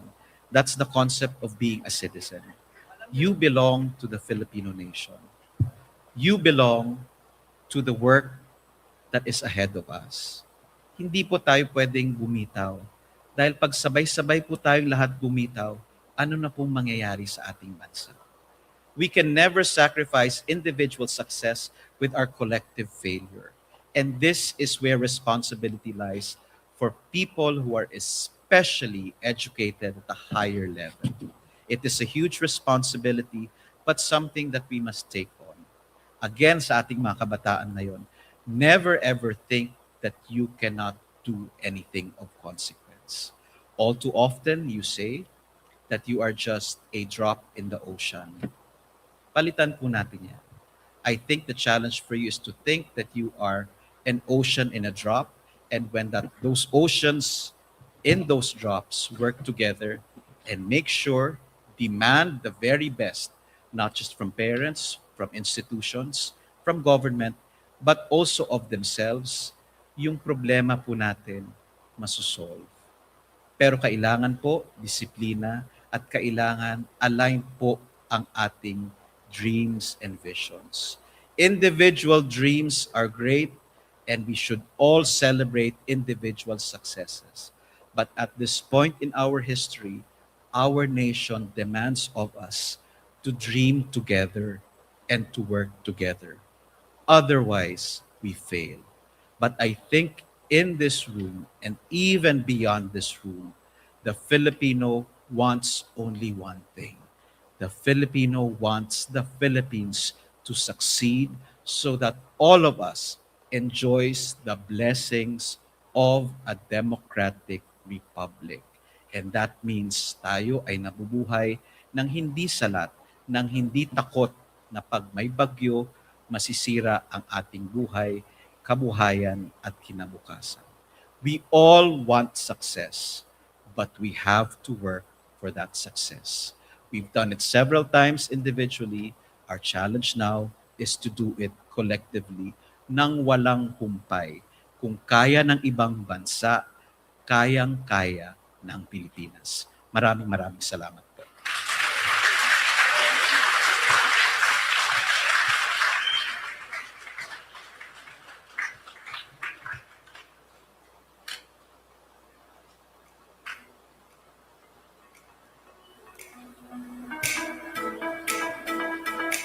Thank you very much, Secretary Borge, for that very insightful discussion.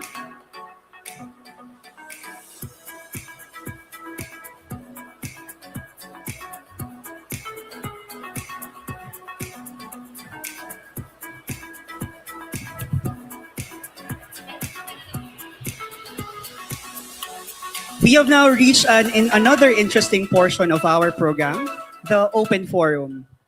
I invite members of the audience to prepare a few questions to our guest speaker. Secretary Borge, if we could invite you for a few minutes.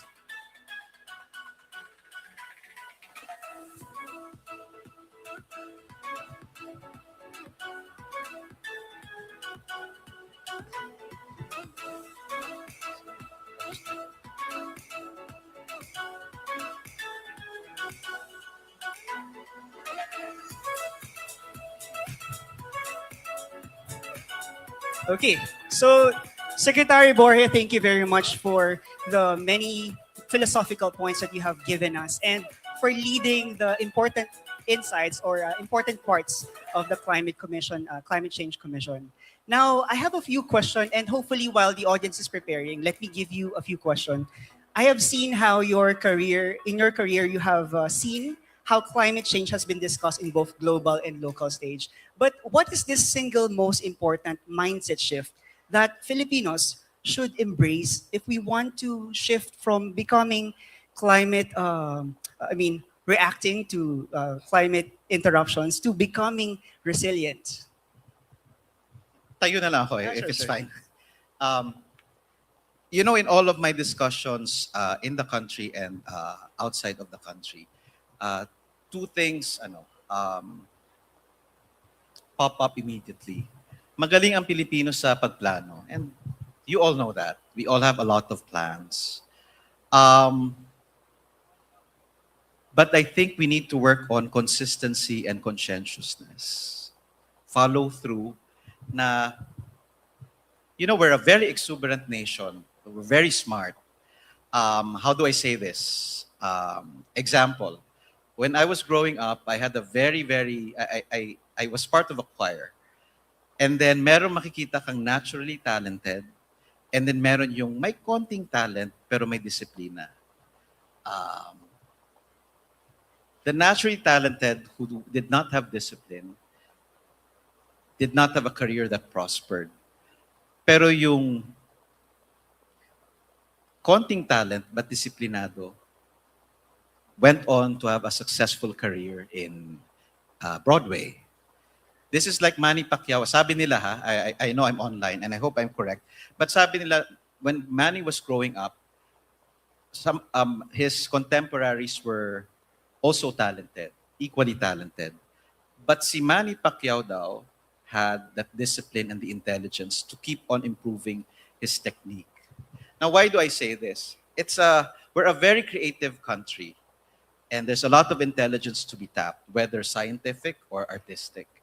But the follow-through and the discipline is important. And when we have plans and we don't have the discipline to follow through on those plans, and in the same manner, evaluate those plans and assess them, and then consciously try to make them better, hindi uunlad ang ating bansa. I also noticed that it's difficult and again, this needs research. Yung parang ayaw ng Pilipino or hirap ang Pilipino na tumanaw sa look back to yesterday's events and assess it whether it was good, it was bad, but it could have been much, much better. And I also experienced that with my team. Kasi we did this, but we always have to do much better. And it's that discipline and the acceptance and humility also na, we may come up with something, a plan. It will not be perfectly implemented, but kailangan we have to be honest with ourselves. Nagagawa ba yung punto ng plano? Nag-i-improve ba siya? Hindi pwedeng kalimutan na lang natin, ginawa natin yon and then we'll just move on to the next event. So that conscientiousness and that consistency, I think, is something that's growing already in our society. Why? Because we're all moving towards a global economy that is dependent on knowledge. And knowledge can never be, how do you say this? Can never grow, and you will never grow if you don't have that strong knowledge foundation.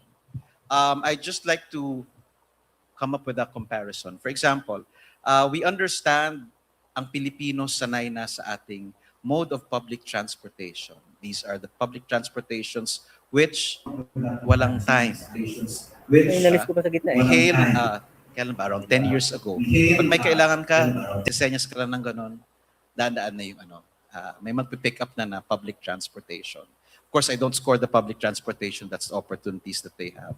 Pero wala masyadong disiplina noon. May tinatawag nga silang jeepney mentality na wala ding disiplina sa pagpasok ng pasahero. Paramihan. Pwede pa yan, cash na. And it's that type of mindset that needs to be modernized. And for those who have gone abroad, sometimes it will be shocking to us na may ano pala, may kalendaryo pala, may schedule pala. That is the world that we are careening towards. A world of schedules, a world of precision, a world where every second, every step is important. And every step dapat ginagawa. If you do not do that particular step, the system may fail. And if the system fails, ang kaibahan pa ngayon, noong unang panahon, hindi na manonotice sino may sala. But right now, monitoring, verification systems are there. People will know who made that mistake. It's a negative example, but I would like for you to take a positive lesson. Sometimes, no, and I say this also in personal life. Meron kang classmate na hindi, may matalino kang classmate. Tapos meron kang may sapat na talino. Pero pag may disiplina siya, may foresight, tawag natin may abilidad, look after 10 years. And I say this to our students. After 10 years, you will have a very different appreciation of what character and what knowledge and wisdom is. Because you will meet your classmates from college, who of course everybody judges. Biglang may bumubulusok na nagsasucceed. Why?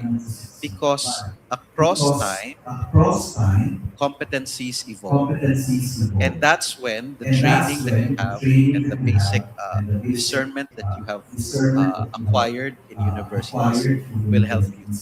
Ang gusto ko lang sabihin is, we want to be that one entity, that one organization, that one nation, na kailangan ang pursuit natin for excellence and not just knowledge of the big picture, but also of the daily things that need to be done. Ma-connect natin siya. Kasi hindi talaga pwede na we aspire, we dream to be like this, and then we end up frustrated. Bakit hindi siya nangyayari? And then somebody asks you, nasabit mo ba yung paper? Yes, nasabit ko yung paper. Na-approve na ba? Ay, hindi pa pala. Kung na-approve man, baka may quality ng paper hindi maganda. In which case, the paper, which will probably be dependent on a grant, hindi mabibigay. So I think, the Filipino has the capacity to excel and excel globally. Alam natin yun. But we have to force ourselves as a nation to have excellence as a key value. And to do that, we have to, I'm sorry to some of the educators here, sometimes kasi they say, napaka-pilosopo mo. Para bang if you have somebody who keeps on asking questions, parang it's a negative value. I would like for that to be encouraged. But at the end of the day, again, it's really how we treat and which values are important to make what is planned a reality. Compare na lang natin sa ibang bansa, and then you will see it. Just here in Southeast Asia, or even if you go to Japan, right? Who here has been to Japan on those trips sa planes? Raise your hand. Marami nakapag-Japan. Diba? Makita mo, it's very disciplined. But that discipline is not just because they were forced to be disciplined. It was really part of our nation building. Sometimes the question is for history majors. Sometimes countries with the least resources end up in this day and age the most wealthy. Why? Because they had to work doubly hard. And they had to work extra hard to be better than everybody else. And I just want to address the group also. This is the globe we are a part of. It is interdependence, but it is also competition. Right now, you think of yourselves as students of Centro Escolar universities. When you graduate, the truth of the matter is, because of arrangements being done, because of negotiations, you will be competing against other Southeast Asian graduates. for jobs that are offered somewhere else, but you don't even have to leave the country. It's a very, very different landscape. But if part of your DNA is the pursuit of excellence and you are conscientious and you do everything that needs to be done, then I think that would be a sure map towards success. Thank you. Thank you very much, Secretary. Do we have any questions from the audience? Sorry, I'll just stand. What I personally like about your discussion earlier is you emphasize that optimism is not enough, that judgment is very important. Right? Sometimes nga ho, if you're optimistic ho, delusional na siya. We all have to be very grounded kasi. Diba? So it's going to be part of your adult role.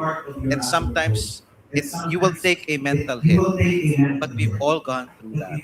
Because life will never be perfect for everybody. So take in all of the experiences and you will be wiser for all of those things. Again, we have to be anchored on truth and reality. Let us not be delusional.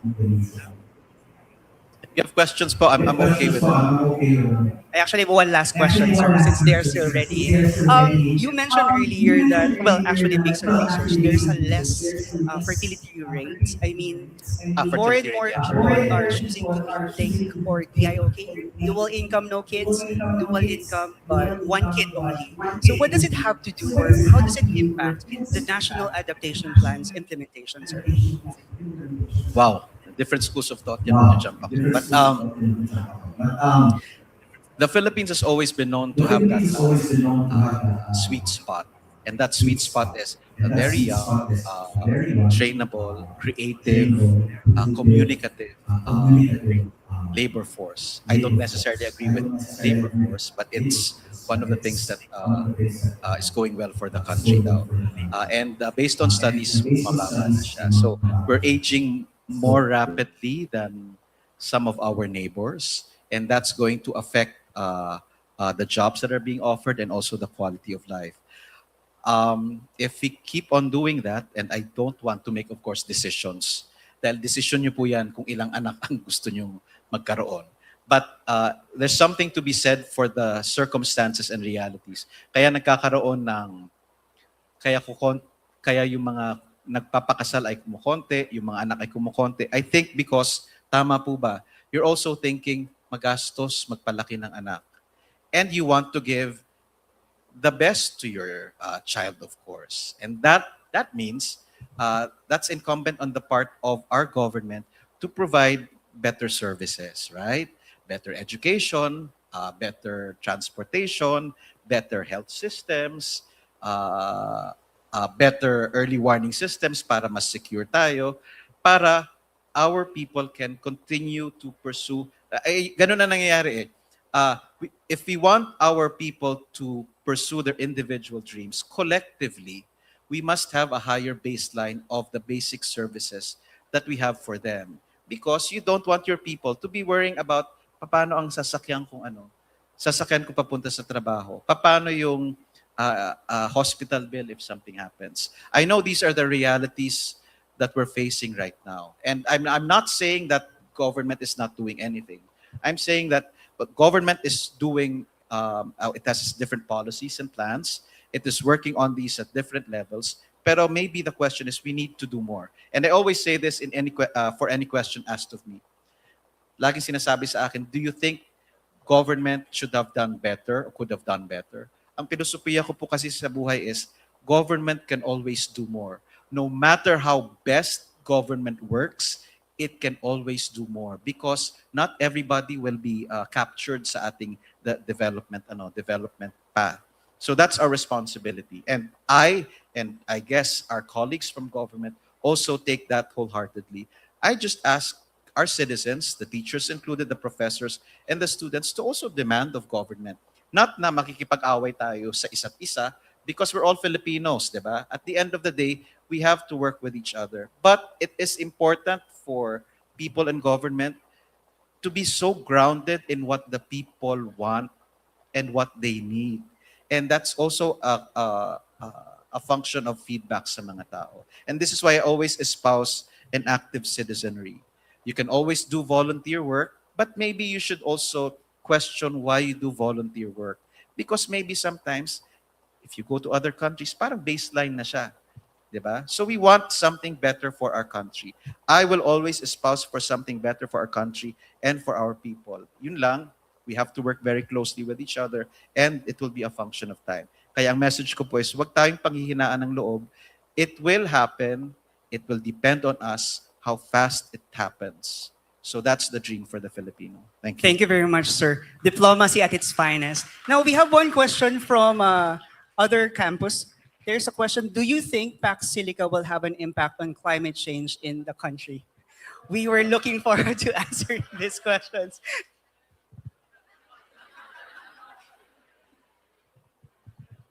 So you want me to give the lowdown? No. This is how it is. Every time a government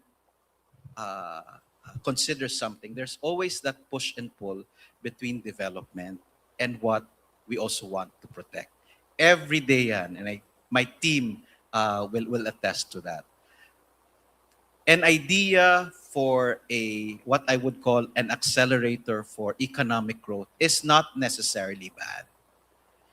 But of course, it has to go through a certain process, and you have to go through consultations, and you have to understand what your priorities are. I think at this point, the priority is economic acceleration. That is not incompatible with environmental protection. But it's always been one of the tensions.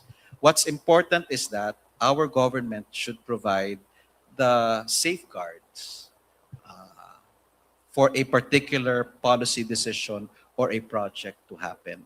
That goes for anything and everything, whether it's a nuclear power plant, whether it's the safeguarding of our Sierra Madre, whether it's to decide on whether development can happen in this place. That is always one of the tension. I will, if you want a good discussion on this, we can have what we call a track 2 setting to do this and expand on this. I know our audience already has a set idea on what it is. But ang question ko lang is, how well do we know the project that we are criticizing? Sometimes kasi, there are also other stakeholders. Maybe what we want and what we need at this point, because after all, CEU is a premier educational institution of higher learning. What we can do is look at the science and economics of it all and try to truly understand what it is. I'm not justifying the decision. I'm asking Filipinos to look at it with a scientific point of view. Talaga bang okay?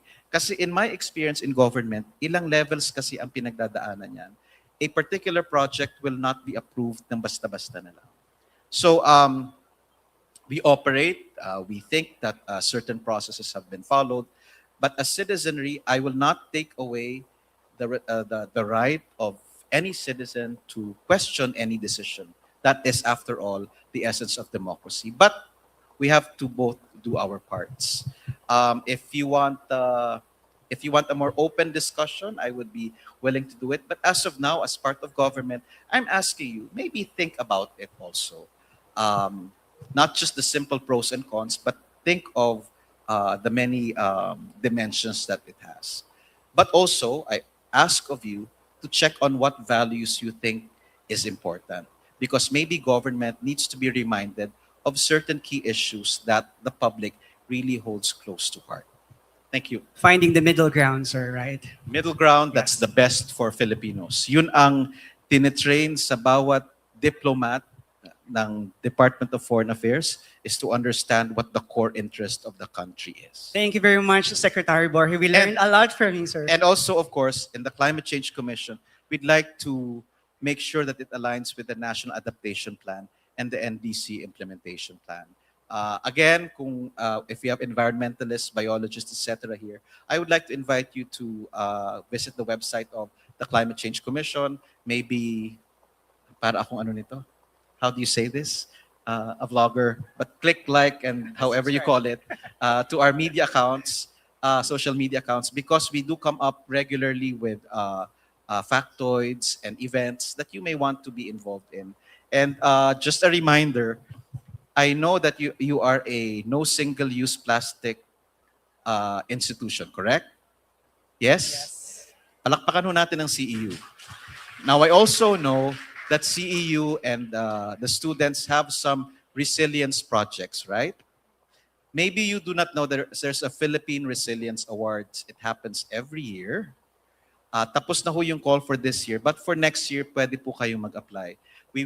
I would be the happiest person to find out that one of the awardees, kasi may category for youth kasi, I would be the happiest to find out if somebody from Centro Escolar University is going to be awarded, recognized as one of the awardees for the Philippine Resilience Awards. So sama-sama po tayo. Thank you very much. Ladies and gentlemen, Secretary Borge.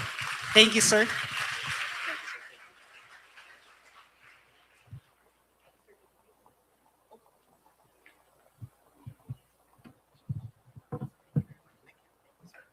Thank you again, Secretary Borge.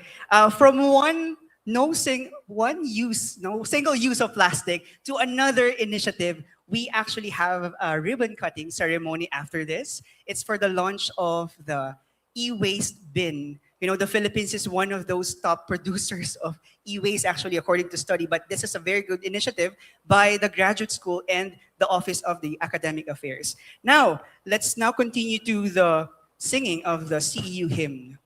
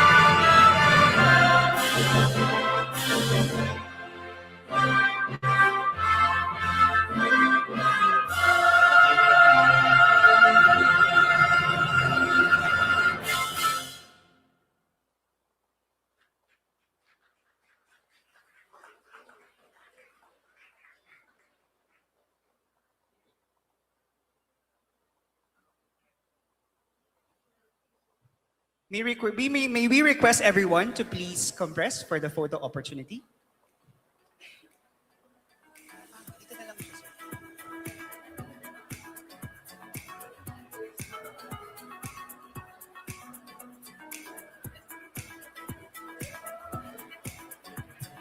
To our singers, maybe you can come down to join the photo op. Bababa po tayo para sa photo op. Baba tayo.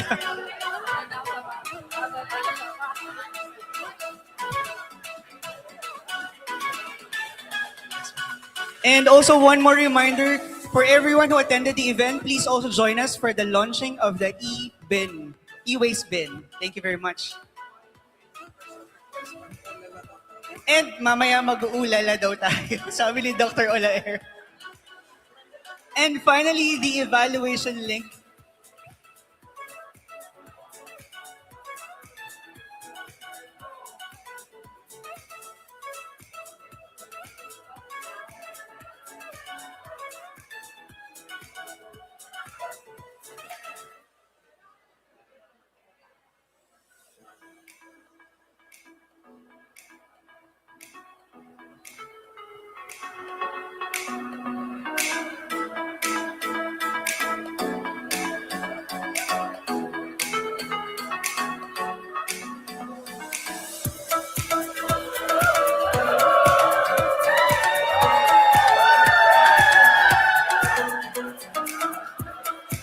This has been your University Convocation 2026. Thank you very much.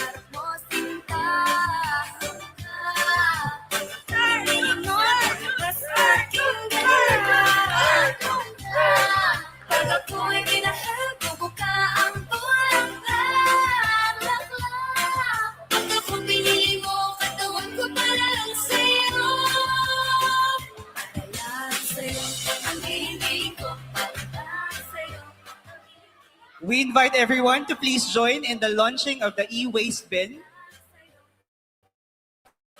downstairs. Thank you very much.